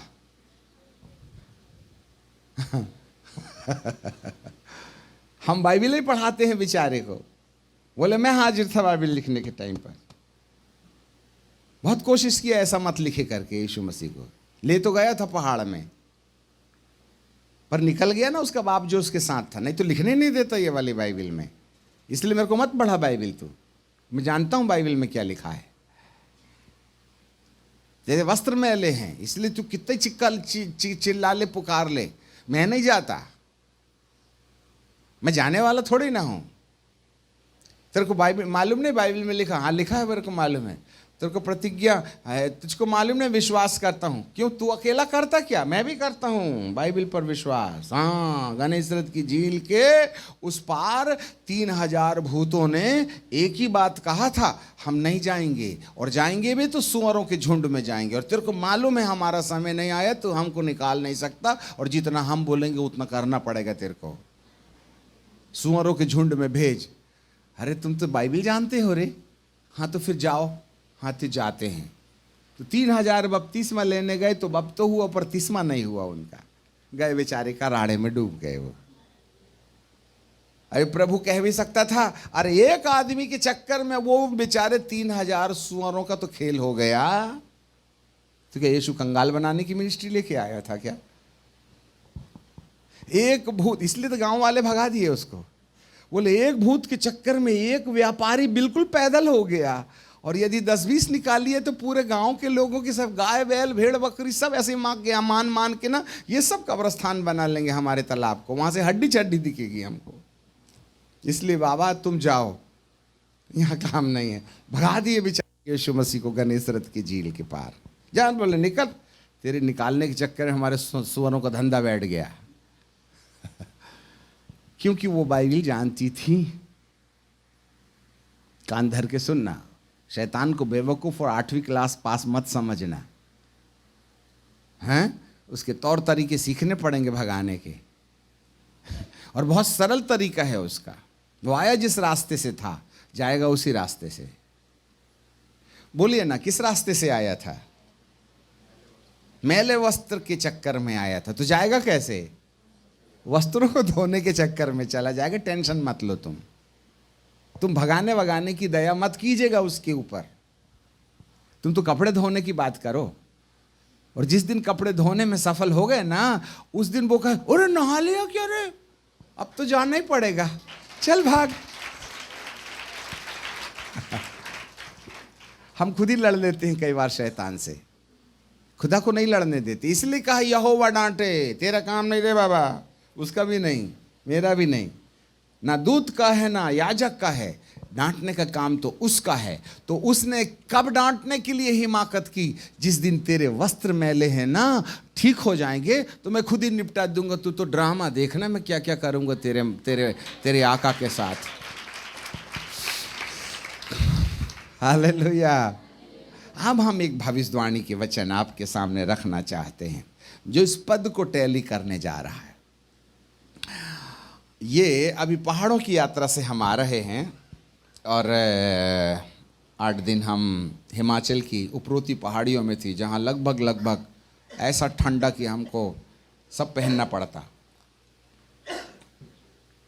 जहाँ ना बैठने की जगह थी और ना कुछ, जहाँ मनुष्य का आवाजाही कम रहती है, वहाँ दुआ करने का अंदाज बहुत ही रहता है। क्योंकि जब एक आदमी जहाँ बहुत आता जाता है ना, तो हर मनुष्य के अंदर से उसके आचरण की तरंगें बहती हैं और वे तरंगें वातावरण में मंडराती हैं, वातावरण में मंडराती हैं। और जब कभी आप अपने परमेश्वर की खोज में गंधे मनुष्यों की तरंगों के बीच में यदि परमेश्वर को सेट करने की कोशिश करोगे, उसके साथ अपना संबंध बनाने की कोशिश करोगे, तो बहुत संघर्ष होगा। क्योंकि वायुमंडल में अदृश्य तरंगें, अदृश्य आवाज़ें मंडराती रहती हैं जो आपको अपने परमेश्वर से जुड़ने में दिक्कत पैदा करती हैं। क्यों, तुमको तुम्हारे घर में कोई ऐसा कमरा नहीं था क्या? अरे वहीं हम कनेक्ट हो जाते तो पहाड़ जा कर के 25,000 की हवाई जहाज की यात्रा खर्च करके काहे जाते वहाँ पर? और दिल्ली जैसी जगह में जहाँ धरती के सारे पापी लोग आवें, तुम दुआ करोगे तो तुमको दूत दिखेगा क्या? जहाँ हर कोने में राजनीति, हर कोने में व्यापारिक मिजाज की तरंगें मंडरा रही हैं, वहाँ तुम परमेश्वर से कनेक्ट हो भी सकते हो क्या? हम बहुत ऊंची बात कर रहे हैं, ये विश्वासियों से कई 1000 किलोमीटर ऊंची की बात है। इसके लिए उतनी आत्मिकता में पहुँचना पड़ेगा, तब आपको समझ में आएगा किस वातावरण में दुआ करना चाहिएगा। भीख मांगने वाली दुआ की बात नहीं कर रहे हैं हम लोग, वरन परमेश्वर से जुड़ने वाली बात कर रहे हैं। इसलिए आसमान साफ होना चाहिए, और जब हम साफ आसमान में, जहाँ मनुष्य की आवाजाही कम होती है, गहरी प्रार्थना में 2 घंटे 3 घंटे 4-5 घंटे कैसे निकल जाते, धूप भी आ जाती, पानी भी गिरने लगता, तो भी किसी को कुछ समझ में नहीं आता। अरे 5 बज गए रे बाबा। ऐसे डीप मेडिटेशन में हमारी टीम जाती है। इसलिए 4 प्रांत से, उड़ीसा से, गोवा से, राजस्थान से, मध्य प्रदेश से, दिल्ली से कोई नहीं था, हम लोग जाते हैं, वहाँ बैठते हैं, प्रार्थना करते हैं। तब प्रभु हमको देश के बारे में बताते हैं, राष्ट्र के बारे में बताते हैं, दुनिया के बारे में बताते हैं। यदि आपका सिर आज तैयार है तो अगला 2023 में भारत का क्या रूप होगा वो हम आपको अगले पड़ाव में बताएंगे। पहले तो कपड़ा साफ करवा लें आप, ठीक है कि नहीं? कपड़ा साफ का ये जो यहोशू महायाजक के जो वस्त्र हैं ना, उसके लिए प्रभु ने क्या दर्शन दिया, इस बात को सुनो। दार्शनिक दर्शन में क्या देखता है कि वह अपने शरीर को त्याग करके सीधे पहाड़ों और पहाड़ों की भी ऊंचाई पर बादलों के बीच में चला गया। और उसने क्या देखा, जरा ध्यान से सुनो। उसने क्या देखा कि एक पहाड़ के ऊपर छोटी पहाड़ी थी, मैदान जैसा है, उसमें बहुत ढेर सारे लोग फल बेच रहे हैं। हमारे फल की दुकानों में एक ही फल बेचने वाला कई प्रकार के फल रखता है, परंतु यहां जो बाजार थी वहां पर एक दुकानदार मात्र केला बेच रहा है, दूसरा दुकानदार केवल आम बेच रहा है, तीसरा दुकानदार केवल केला बेच रहा है, चौथा अंगूर बेच रहा है, पांचवा अलग अलग दुकानदारों ने एक ही प्रकार का फल बेचने का व्यापार लगा रखा है। अब जरा सुनना, जरा ध्यान से। परमेश्वर की आवाज थोड़ा सांकेतिक होती है, जिसके कान में वह सुन ले। आत्मा कलीसिया से क्या कहता है? तो केला बेचने वाला जो केला बेच रहा था, उसके कपड़े बिल्कुल अलग रंग बिरंगी थे। उसका कलर, कपड़े का कलर, उसका सिलाई, उसका रूप रंग अलग था। पर जो आम बेच रहा था, आम बेचने वाले का कपड़ा केला बेचने वाले कपड़े से बिल्कुल अलग था। फिर तीसरा जाम बेच रहा था, तो वो जाम बेचने वाले व्यक्ति के कपड़े इन दोनों से बिल्कुल अलग थे। दूसरे शब्दों में यह कहा जाए कि जितने प्रकार के फल बेचने वाले थे, उन सारे लोगों के वस्त्र अलग अलग प्रकार के, अलग अलग कलर के थे, जिससे कि उनके वस्त्रों के आधार पर उनके फल की पहचान की जा सकती थी। बहुत सटीक है। हम परमेश्वर पवित्र आत्मा को कैसे धन्यवाद दें कि खुदा के पास कितनी अकल है समझाने के लिए कि वो आज इन गुप्त बातों को कैसे प्रकट कर रहा है। ये आपको दुनिया की किसी थियोलॉजी की किताब में नहीं मिलेंगे और ना दूसरा प्रचारक धरती में तुम्हें प्रचार करके बताएगा। ये सीधी वाणी ऊपर की है और ताजी है, ये अभी तक बिकी नहीं है। अब यहां पर बड़ी भीड़ लगी है, कान धर के सुनो, बहुत भीड़ लगी है और उस भीड़ में सब लोग अपनी अपनी चॉइस के आधार पर अलग अलग दुकानदार के पास में अलग अलग फल लेने जा रहे हैं। किसी को केला पसंद था तो केले की दुकान में, किसी को आम पसंद था तो आम की दुकान में, किसी को नींबू पसंद था तो नींबू की दुकान में। इस तरीके से हर एक व्यक्ति अलग अलग फल की दुकान में अपने चॉइस के अनुसार फल खरीदने में भीड़ लगा के रखा है। आप जाग रहे हैं? अब केले वाले ने केले की दुकान से केला लिया और खाने लगा, तो जैसे जैसे वो केला खाता है ना, तो जिस दुकानदार, केले की दुकानदार के जो कपड़े थे, उसके भी कपड़े केले की दुकानदार के समान इसके अंदर में भी वही वाले कपड़े धीरे धीरे दिखाई देने लगे। आम बेचने वाले ने आम बेचा तो जो आम की दुकान, जो आम खाने का वाले की रुचि रखते थे, उन्होंने जब वो आम खाया तो उस आम खाने के कारण आम वाले बेचने वाले के कपड़े जो कलर के थे, जिस प्रकार के थे, उस कलर वाले, उसी प्रकार के कपड़े इनके भी क्रिएट होने लगे, फॉर्म होने लगे। इस तरीके से हर फल के पीछे खड़े दुकानदार के कपड़े उसके चाहने वालों के अंदर दिखाई देने लगे। देखना, ये विकार है, आपको समझ में नहीं आएगा। अब कोई केले वाले कपड़े पहना है, कोई ने नींबू वाले कपड़े पहना है, किसी ने अंगूर वाले कपड़े पहना है, और दे वे आर एंजॉइंग। वाओ, देखो आम खाए तो आम के समान, हाँ, आम के दुकानदार के समान मेरा भी कपड़ा हो गया है। राइट, उनको कुछ पता नहीं था। अब भविष्यवाणी सुनिएगा। इस बीच में दार्शनिक क्या देखता है कि ऊंचे पहाड़ से दो पुरुष बिल्कुल चमकदार वस्त्र पहनते हुए नीचे पहाड़ पर उतर आ रहे हैं, और उन दोनों पुरुषों के दोनों हाथों में एक एक फल है, और वे बाजार के बीच में खड़े हो गए। वो फल नहीं बेच रहे हैं, हालेलुया, उन्होंने अपने फल ऐसे उठा के रखे हैं। वो बोल नहीं रहे हैं ले लो ले लो, ये एक नया फल लाए हैं हमने, ड्रैगन फ्रूट है, ये अमेरिका से आया है, लंदन से आया है, जापान से आया है, ऐसा नहीं बोल रहे। वो सब चिल्ला रहे हैं, कहा केला ले लो केला, केला ले लो केला, आम ले लो आम, आम आम आम, राम जाम ले लो जाम। परंतु ये जो दो पुरुष लोग आए, इन लोगों ने अपने फल का परिचय नहीं दिया, वरन उस भीड़ के बीच में अपना फल उठा करके खड़े हुए हैं। तब लोगों का ध्यान इनके कपड़े पर गया। अरे अरे बाप रे, ऐसा वाला कपड़ा।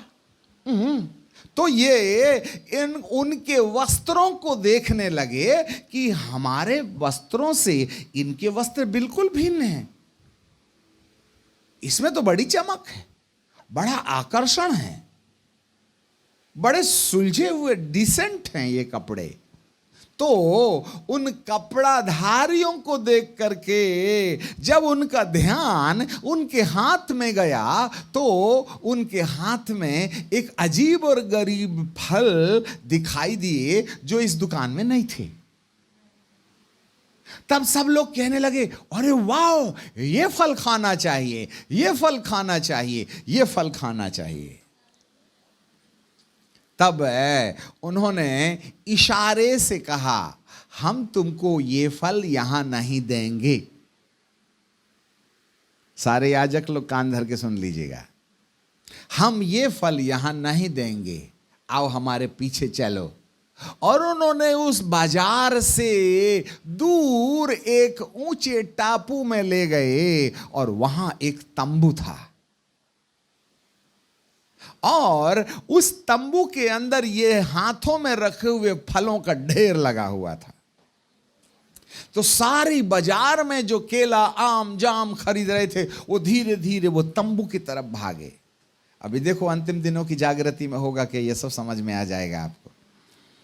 काश खुदा बाप तुम्हें ईश्वरी बुद्धि दे कि परमेश्वर की धड़कन सुनाई देने लगे। तो सब वो तंबू की तरफ में गए, और तंबू की तरफ जाने के बाद में ये स्वर्गदूत, ये जो सफेद वस्त्रधारी थे, वो उनको देने लगे, लो खाओ, लो ले जाओ ले जाओ। तो सब अपना अपना अपना वो केला, नींबू, जाम, अंगूर सब छोड़ दिए उन्होंने, और रंग बिरंगी वस्त्रधारियों ने इन श्वेत वस्त्रधारियों के टेंट में जाकर के वहां से वो फल उठा उठा के खरीद खरीद के ले जाना शुरू हो गए। और जब उन्होंने खाया, जरा भविष्यवाणी को सुनिएगा, जब उन्होंने खाया तो जिसको केला पसंद था उसको ये फल केला जैसे लगे, जिसको आम पसंद था उसको आम जैसे लगे, जिसको जाम पसंद था उसको जाम जैसे लगे। बोले फल एक परंतु स्वाद अनेक। तो उन्होंने कहा वाओ, अरे ये तो मेरी रुचि वाला लग रहा है, अरे मेरे को तो मेरे स्वाद का लग रहा है, मेरे को स्वाद लग रहा है।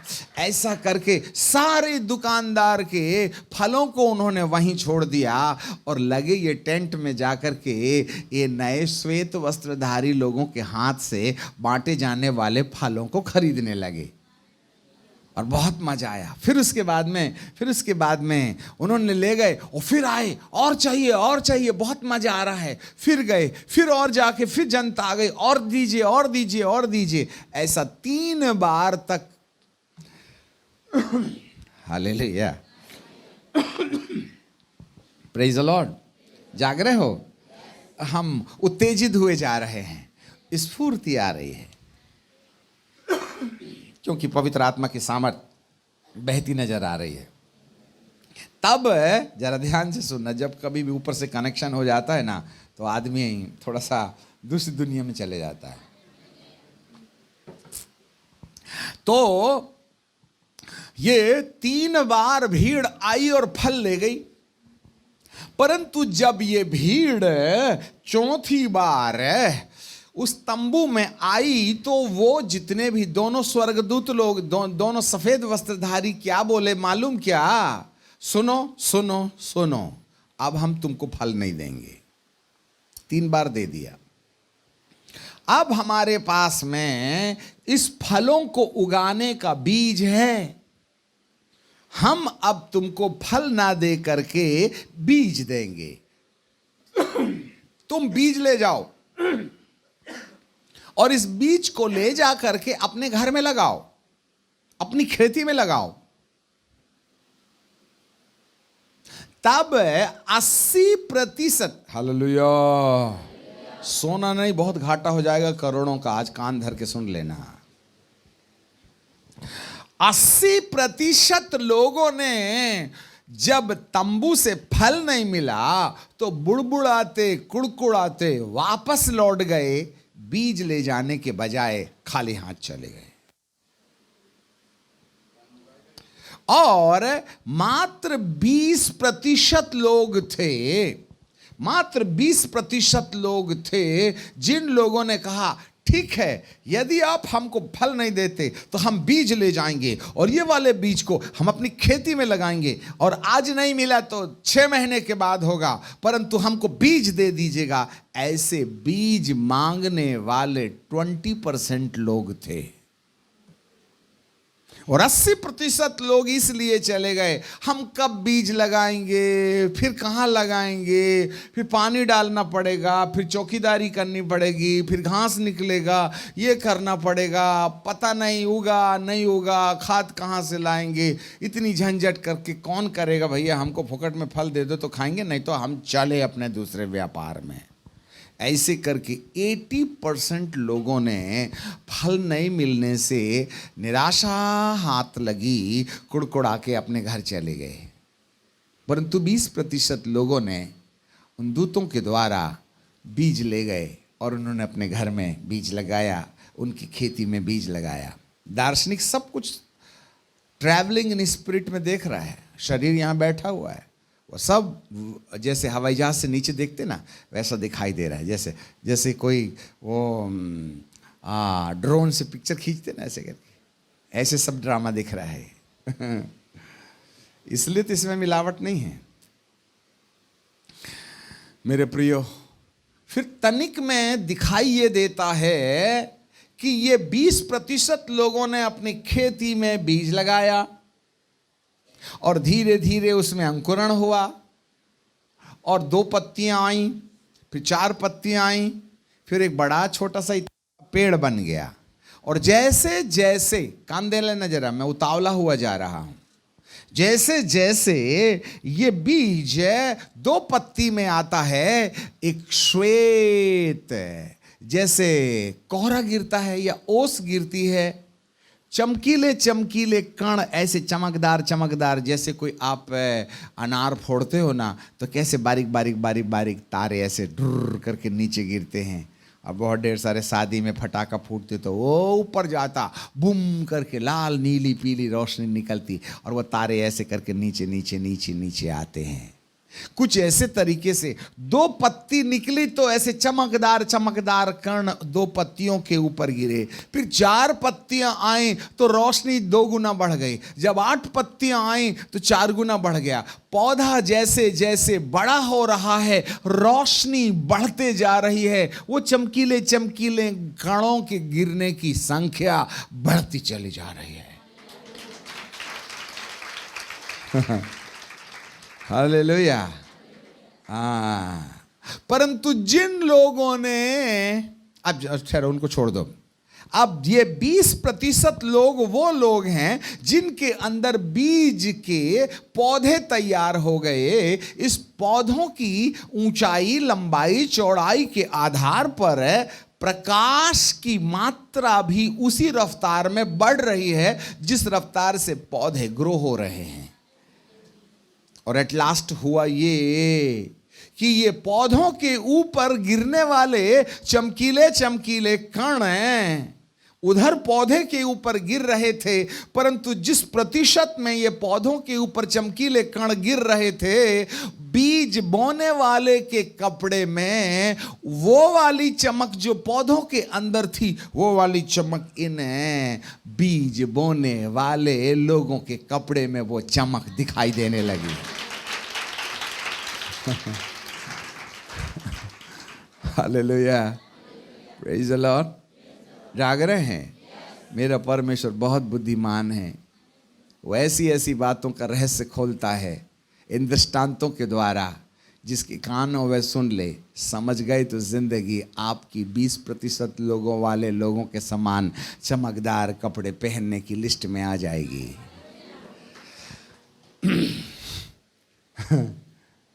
और जब पौधा पूर्ण रीति से ग्रो अप हो गया, तब उन्होंने झांक करके देखा, अरे अरे, और उनके सारे के सारे वस्त्र वैसे ही थे जैसे ये 2 पहाड़ से आए थे ना, उनके वस्त्र के समान इनके अंदर में भी वैसे ही पूरी पूरी चमक आ गई।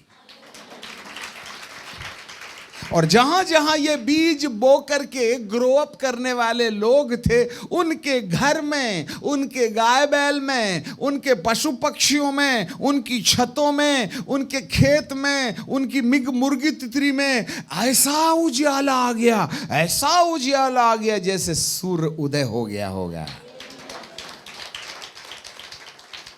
परंतु जो 80% लोगों ने बीज नहीं ले गए, उनके घर के ऊपर घोर अंधकार छाया हुआ था। There was a thick darkness over their house. और उनके वस्त्र भी वैसे ही थे जैसे आम जाम केला खाने के समय उनके वस्त्र थे। आपको मालूम होवे आगामी दिनों में जागृति के लिए केवल 20% लोग होंगे जो जागृति के भागीदार ठहरेंगे, बाकी सब चर्च में तबला बजाने वाले मिलेंगे। क्योंकि परमेश्वर का राज्य अपने हिसाब से स्थापित किया जाता है, हमारे हिसाब से नहीं। वर्ल्ड वाइड मैसेज है एक्चुअली ये, इसके लिए सिर चाहिएगा। हालेलुया। समझ रहे हैं बात को? यहाँ यहोशू महायाजक के वस्त्र मैले थे, इसलिए शैतान उनके दाहिने ओर खड़ा था। जरा इसको हम और भी लाएंगे। वो कैसे होगा? 5वां पद पढ़ेगा, है ना? फिर थोड़ा सा एक गाना खाने के लिए ब्रेक देंगे, है ना? फिर बैठ जाएंगे। बाहर कोई नहीं जाएगा, नहीं तो पता नहीं बाहर कौन चिपक के आ जाए। इमरजेंसी वाले ही जाएगा, ठीक है ना? 5वें पद में लिखा है, तब मैंने कहा उसके सिर में एक शुद्ध पगड़ी रखी जाए, और उन्होंने उसके सिर में याजक के योग्य शुद्ध पगड़ी रखी और उसको वस्त्र पहनाए गए। अब हमारे पीछे बोलिए काम की चीज, उसको रेड लाइन में अंडरलाइन कर लेना, ठीक है? यदि है तो हमारे पीछे बोलिए, उस समय यहोवा का दूत पास खड़ा था। उस समय यहोवा का दूत पास खड़ा था। अच्छा, आप होश में हैं? यहोवा का दूत पास खड़ा था। अब वो यहोवा का दूत पास खड़ा था, तो दाहिने ओर जो शैतान था वो गया कहां? वहां नहीं था। अरे भाग! क्या पगड़ी, वो कपड़ा देख, उजियाला, भाग! बीड़ी छोड़ दिया इसने, भाग! आजकल बीवी को मारता नहीं, लव यू करता, भाग! आजकल बेटा बेटी लोग अपने पापा का ऐसा आदर करते हैं जैसे यीशु के दूसरे बाद भगवान यही हैं, भाग! इनके माथे में नहीं बैठ सकता। अरे मोबाइल को बपतिस्मा दे दिया, भाग! पानी में डुबा मत देना। हालेलुया। अरे वो भागा, ये ड्रामा बंद करो। 2019 तक चल गया, आगा भागा, अब नहीं भागता वो। अभी भागेगा तो एक ही तरीके से, जब यहोवा तुम्हारे बिहाफ में खड़े होके भगाएगा। और वो भगाएगा एक ही शर्त में, जब तुम अपने कपड़े धो लोगे। उसी कपड़े के धोने का तो इंतजाम यहां कर रहा है परमेश्वर। तुम तो केले की दुकानदार के समान कपड़े पहने हो, तुम तो आम की दुकानदार के समान कपड़े पहने हो, तुम तो जाम की दुकानदार के समान कपड़े पहने हो। यही तो मैलापन है, इसी को तो परमेश्वर शुद्ध करना चाहता है ना। यही तो हमारे लिए मुसीबत बना है, जो सामने वाले को न्योता दे के बाजू में बुला लिया। Hallelujah, praise the Lord. हाँ, जब अपन नए नए थे ना, जब यीशु को ज्यादा नहीं जानते थे ना, तो भैया जी की प्रार्थना से निकल गया भूत तुम्हारा, हमारी प्रार्थना से निकल गया भूत। हे पिता परमेश्वर, ये पति पत्नी खूब लड़ते हैं। अभी एक पास्टर जी हमको ना 2 महीने से इतना सता रहे थे जिसके बारे में कहा नहीं जा सकता। दिन में 10-12 मैसेज भेजें, praise the lord, how are you, can I call you. अरे बाप रे बाप, पंजाब के थे। उन्होंने पहली बार पता नहीं कहाँ से नंबर ले आए गायब करके हमारा। एक तो हम देते नहीं, क्योंकि हमको मालूम गौच जैसे चिपक जाते हैं ये, इसलिए हम नंबर रखते नहीं और देते नहीं। तो वो उन्होंने कहा मेरी पत्नी भाग गई। तो मैं बोला मैं क्या करूं? बोले आप अपनी सेवा में ले लो, पास्टर जी अपनी सेवा में ले लो। अच्छा, अकेला अच्छा नहीं लगता, मतलब सांकेतिक भाषा में दूसरी बीबी ढूंढ दो मेरे लिए। वो भाग गई तो दूसरी ला दो। हम भी सोचे देखेंगे कहीं मिल जाएगी तो जोड़ देंगे। अपन भी बहने लगे थे गंगा नदी में, क्या बता दूं मैं आपको। अब जब हम वहाँ पंजाब में अभी हमारी मीटिंग थी तो ये महाशय आ गए, कहने लगे अंकल जी जाने क्या, हाँ कौन, अरे वही, अरे मैं बोला यही पेशेंट है क्या? उनका आप तो दुआ ही कर देना। और हमने दुआ किया, हे पिता परमेश्वर आप अपनी बड़ी दया होने देना, इसकी पत्नी जहाँ कहीं भी है उसके जीवन में बदलाव ला देना और आप उसको पूर्ण रीति से छुटकारा दे दो, उसकी पत्नी के अंदर प्यार पैदा करो जिससे कि वो प्रभु तेरे दरबार में आ जाए, जिससे कि उसके बदले जीवन से उसका घर फिर से बस जाए। आपको मालूम है इधर हमारी मीटिंग ख़त्म हुई 8 तारीख को और हम चंडीगढ़ पहुंचे और वहाँ से फिर ऊपर गए। तीसरे दिन वो फ़ोन कहने लगे uncle ji praise the lord, क्या अरे आ गए घर में, कौन, वही जिसके लिए आपने दुआ किया था। हालेलुया। ओ, और उन्होंने दोनों की सेल्फी ली और देखो मेरी अंकल जी गजब हो गए, मान गया, बोले आप महान आदमी हो। इधर दुआ करे नहीं कि हफ्ते भर में 3 साल से गई थी, देखो आ गई। उन्हें ले फोन में बात करो, हाँ बोलो, तो वो भी क्या बोलती, मैडम मैंने तो पक्का कर लिया था कि तलाक दे दूंगी, पर मेरे को लगता है तुमने जरा जमसी दुआ कर दी इसलिए घर लौट आई मैं। उसकी फोटो भी थी यहाँ पर। Hallelujah, praise the lord. So इस तरीके से परमेश्वर हमको क्या करते हैं, ये पहली बार फल देते हैं, फिर दूसरी बार भी फल देते हैं, फिर चली गई तो फिर कर देंगे तो आ भी जाएगी, फिर तीसरे बार भी फल देते हैं, परंतु 3 बार के बाद में विश्वासियों को प्रभु चंगाई देना बंद कर देता है। आपकी समस्याओं का समाधान हमारी दुआ से देना बंद कर देता है। बोले ऐसे तो जिंदगी भर तुम जब कभी भी प्रॉब्लम आइएगा तो अंकल के पास में जाइएगा, दुआ करिएगा और ठीक हो जाइए और फिर पत्नी को पीटिएगा, इससे काम नहीं बनेगा।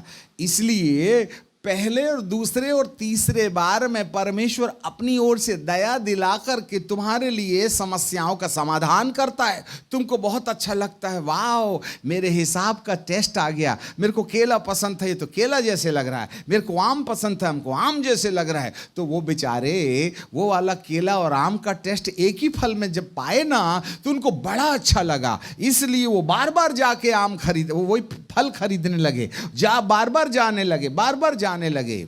परंतु एक दिन के बाद में 3 दिन के 3 बार की ट्रिप के बाद में दूतों ने कहा अब हम फल नहीं देंगे, बीज देंगे, नहीं तो तुम तो बुढ़ापे तक हमसे भूत निकलवाते रहिएगा, अब तुमको भी निकालना सीखना पड़ेगा ना।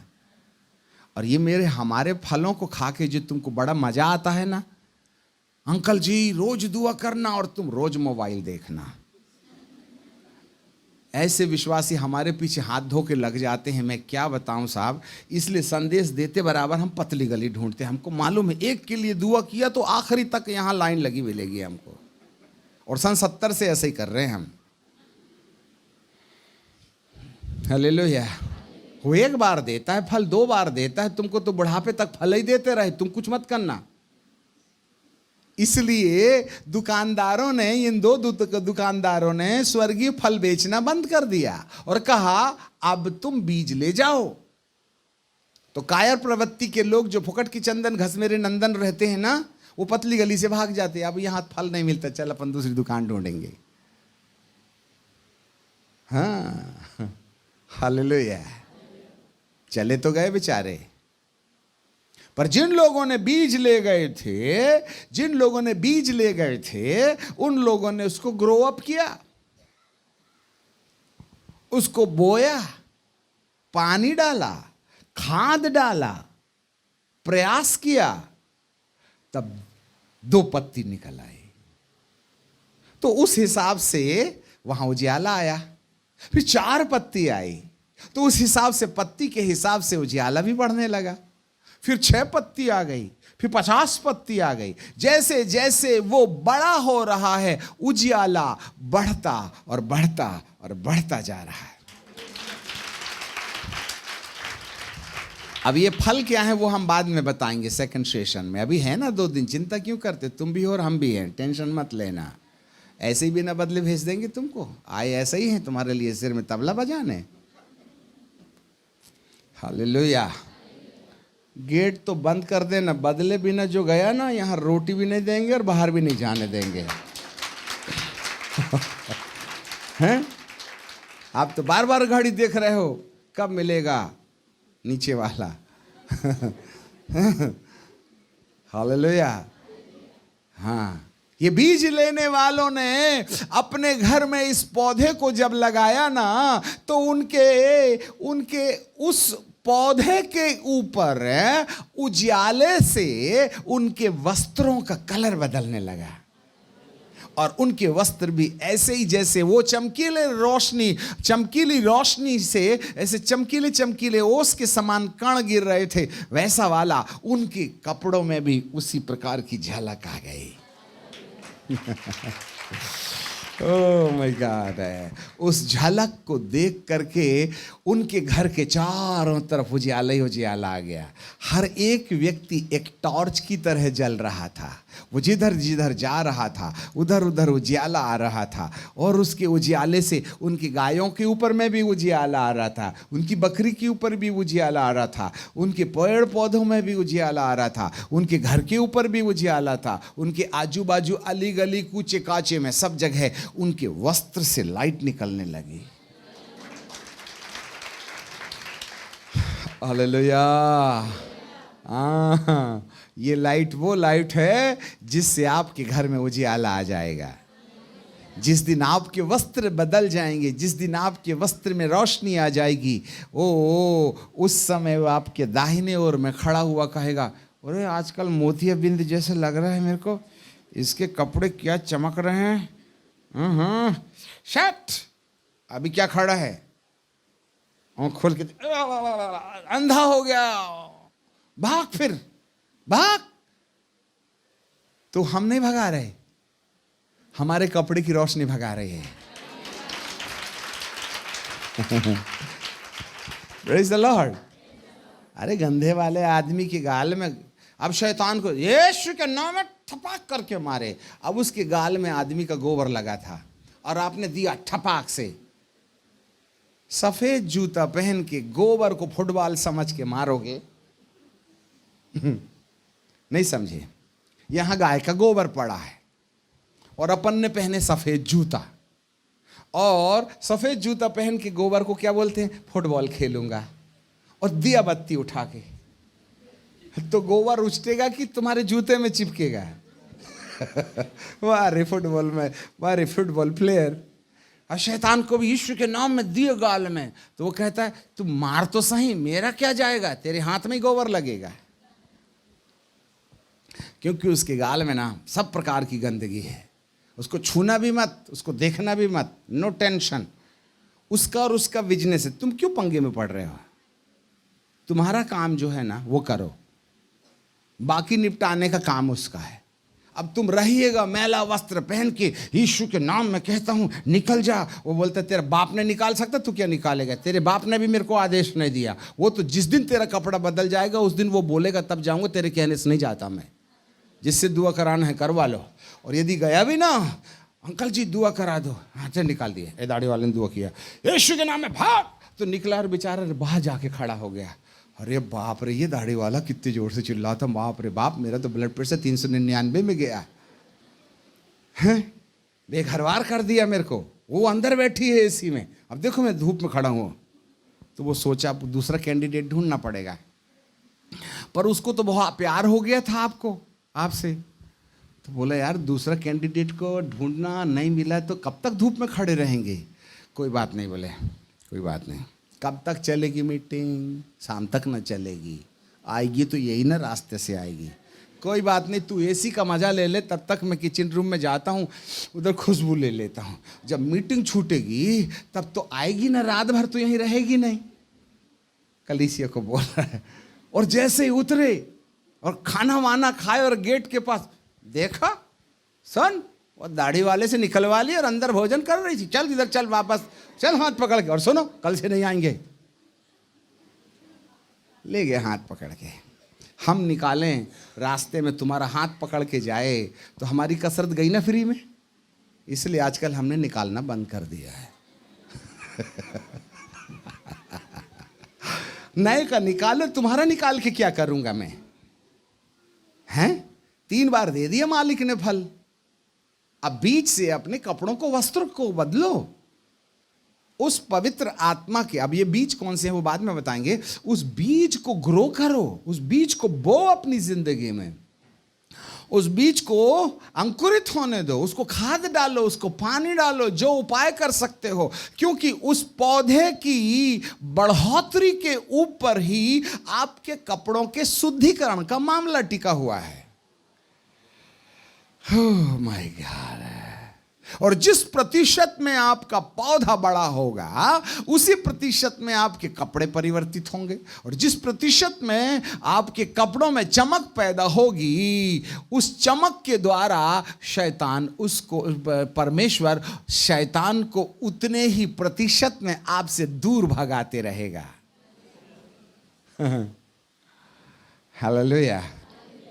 फिर मुर्गी तितरी के लिए, हे पिता मेरी बकरी को आशीर्वाद दे। प्रभु कहेंगे मैं काय को आशीर्वाद दूं, मेरा तेज जो तेरे अंदर में आ गया वो खुद ही आशीर्वाद है। हालेलुया। कितने लोगों को समझ में आ रहा है? ये कोई टीचिंग सेमिनार नहीं है, ये मेरे परमेश्वर के दिल की धड़कन है। इस तरीके से हम फटी थैली ठीक कर सकते हैं। दुआ कराने की झंझट खत्म हो जाएगी। आपकी जिंदगी में दुआओं का कोई विषय नहीं रहेगा। आप केवल कहेंगे पिता तेरा धन्यवाद हो। उसके अलावा हमारे पास कोई चीज, क्या मांगे प्रभु सब तो दे दिया। ये भैया जबरदस्ती हमको कल मॉल में ले गए। भैया जी चलिए, बोले आपको परचेसिंग कराएंगे। इतने धर्म संकट में मैं फंस गया, क्या खरीदूंगा, सब तो है, क्या खरीदूंगा। मैं बोला भैया काहे तो 2 घंटा और 2000 रुपये बर्बाद कर रहा है। नहीं चलना ही पड़ेगा। हम जिद करते तो नहीं जाते, परंतु मजबूरी थी, क्योंकि यदि कोई दे करके आशीष कमाने का रास्ता पकड़ लिया है तो नहीं लेके उसको कंगाल बनाना मैं नहीं चाहता हूं, भले ही मेरे कोई काम का ना हो। एक बार पॉली योंगी जो कहते हैं, एक दीदी का बर्थडे आया तो उसने कहा अंकल जी मैं आपको एक भेंट देना चाहती हूँ। क्या? बोले मेरे दिल में आपको एक फ्लैट देने का मन है। तो पॉली योंगी 5 हैं, 2 में रहते हैं, 3 ऑलरेडी लॉक पड़े रहते हैं, फोकट की झाड़ पोछ के लिए सर्वेंट लगते हैं, और 6वां और लेकर के मैं सिरदर्द मोल नहीं लेना चाहता हूँ। इसलिए उसने चाबी वापस लौटा दिया।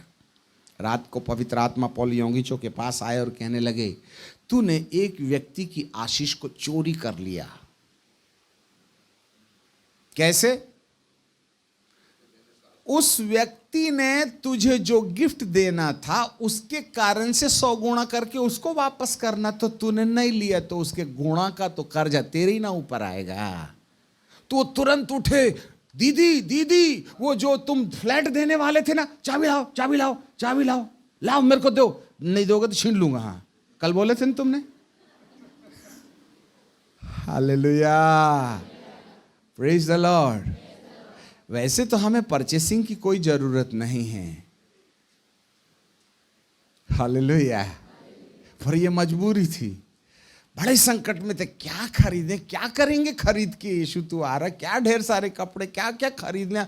एक ही ना पैर में एक ही ना जूता पहनेंगे, 4 पहन के क्या करेंगे। वो घस ही नहीं रहे ना, क्या बताऊँ अब। और 6वां कहाँ खरीद के अपने लिए जंजाल मोल नहीं ले लूँगा कि अब हमको ना जूता रखने के लिए अलमारी खरीदनी पड़ रही है। अब एक और खरीद लूँ मैं, मतलब दूसरी अलमारी लगेगी अब। और कोई 20 रुपये 200 रुपये 600 रुपये वाले नहीं हैं।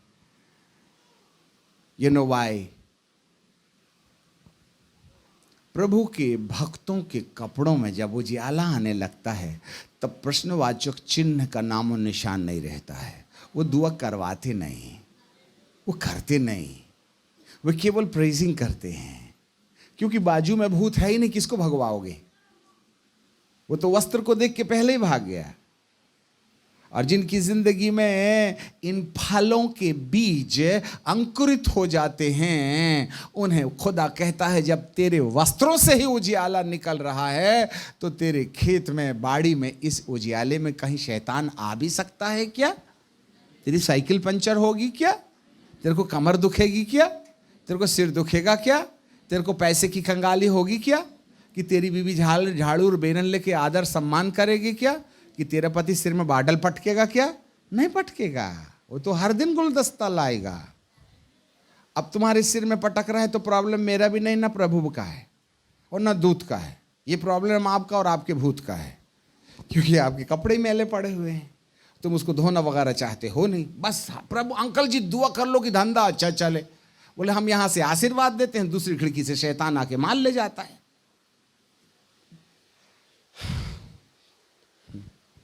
नए लोगों को दुआ करना चाहिए, विश्वासियों के लिए दुआ नहीं करते हम लोग। और तुम करवाओ भी मत, बीज ले जाओ और बीज ले जाके बो उसको, ठीक है कि नहीं? बोलो यीशु प्रभु की। कितने लोगों को समझ में आ रहा है? वाह वाह वाह वाह। आज हम सब अपने अपने वस्त्रों की तरफ ध्यान केंद्रित करेंगे। ये याजक होकर के भी, ये महायाजक होकर के भी इसके वस्त्रों में दाग थे। हम विश्वासी होकर के भी कहीं ना कहीं कोई गुप्त पापों में उलझे होंगे। कहीं किसी के प्रति बैर होगा, कहीं किसी के प्रति शिकायत होगी, कहीं किसी के प्रति पुरानी बातों की चोट भरी यादें हमें दूर बना रही होंगी।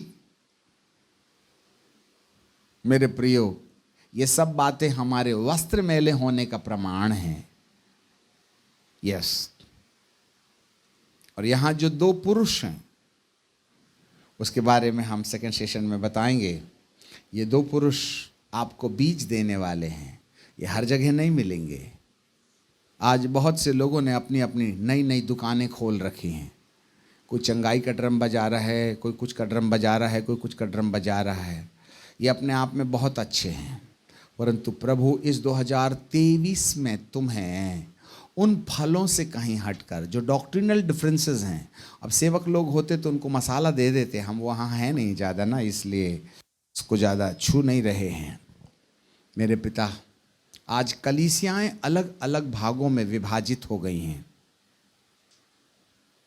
हम तो फलानी मिनिस्ट्री के हैं, हम तो अमकी मिनिस्ट्री के हैं, हम तो ढमकी मिनिस्ट्री के हैं, और ये वाली मिनिस्ट्री का आदमी वो वाली मिनिस्ट्री वाले चर्च में नहीं जाना, और ये वाली मिनिस्ट्री वाला हुआ। देखो अंकल जी को जब हम बुलाएंगे तब हमारे विश्वासी आना, हम अपनी कलीसिया में बुलवा के फिर तुमको सुनवाएंगे, वहाँ सुनने मत जाना। तो हमने अलग अलग फलों की दुकान जो लगा रखी है ना, तो हमारे चेले चपाटी भी उसी दुकान के आधार पर, उन्हीं कपड़ों के आधार पर अपने कपड़ों को रंगा बैठे हैं। ये वर्ल्ड वाइड प्रोफेसीज है। अब बहुत से लोगों को चोट लगेगी।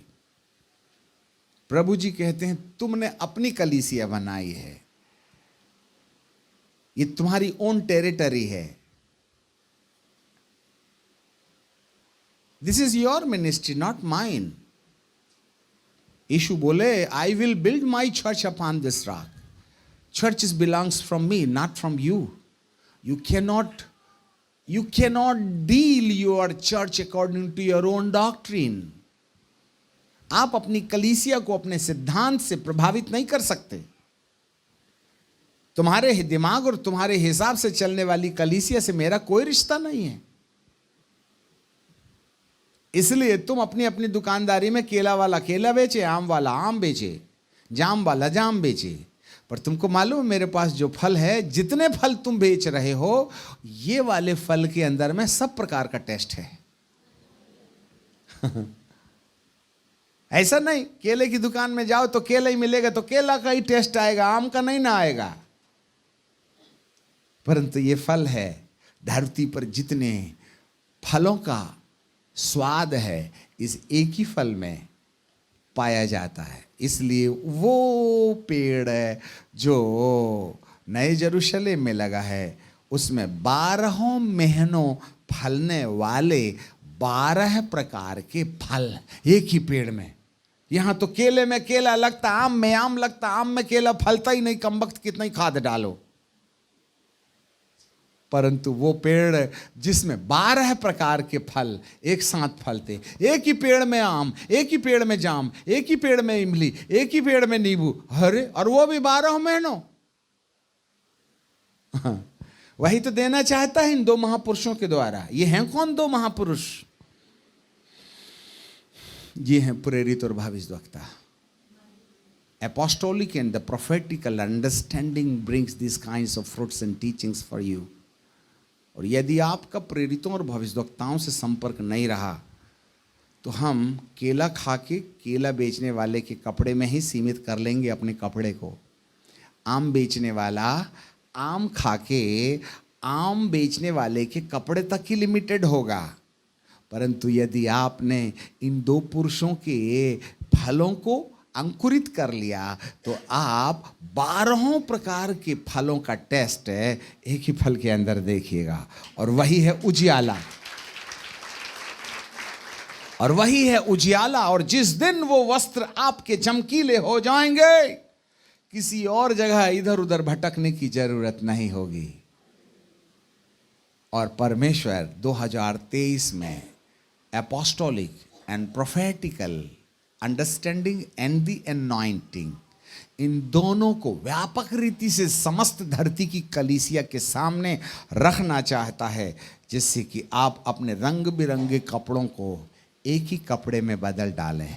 अलग अलग सोचधारी व्यक्तियों को परमेश्वर एक सूझ और एक समझ में लाना चाहता है। This is the high class understanding regarding the divine plan of God. हम फिर के बाद में बदल गए, हम भाषावाद में बदल गए, हम संस्थावाद में बदल गए। ये मेरा है, तेरा है, उधर नहीं जाना, इधर नहीं जाना, ये होगा, वो होगा। ये जो मिसअंडरस्टैंडिंग वाले भूत हैं, यही हमारे कपड़े को मैला कर रहे हैं। और आपको मालूम होवे जिसने आपको चोट दे दिया है, यदि वो सामने आ भी जाए तो आपके चेहरे आम जैसे लटकने लगेंगे उसको देखते बराबर। You will lose within a second all the peace and joy from your own heart. If someone is disliking personality is standing before you, you will lose the peace of God within a second. Oh my God! पत्नी को देखते बराबर वह सेवड़ समान गुस्सा आता, दिमाग खराब कर दी, अपना मुंह काला कर। नहीं समझे बात? कौन बोला हम प्रभु के सामने खड़े रह सकते हैं जब गिल्टी कॉन्शियस हमारे मन में है? तो परमेश्वर हम सबको एक समझ में लाना चाहते हैं।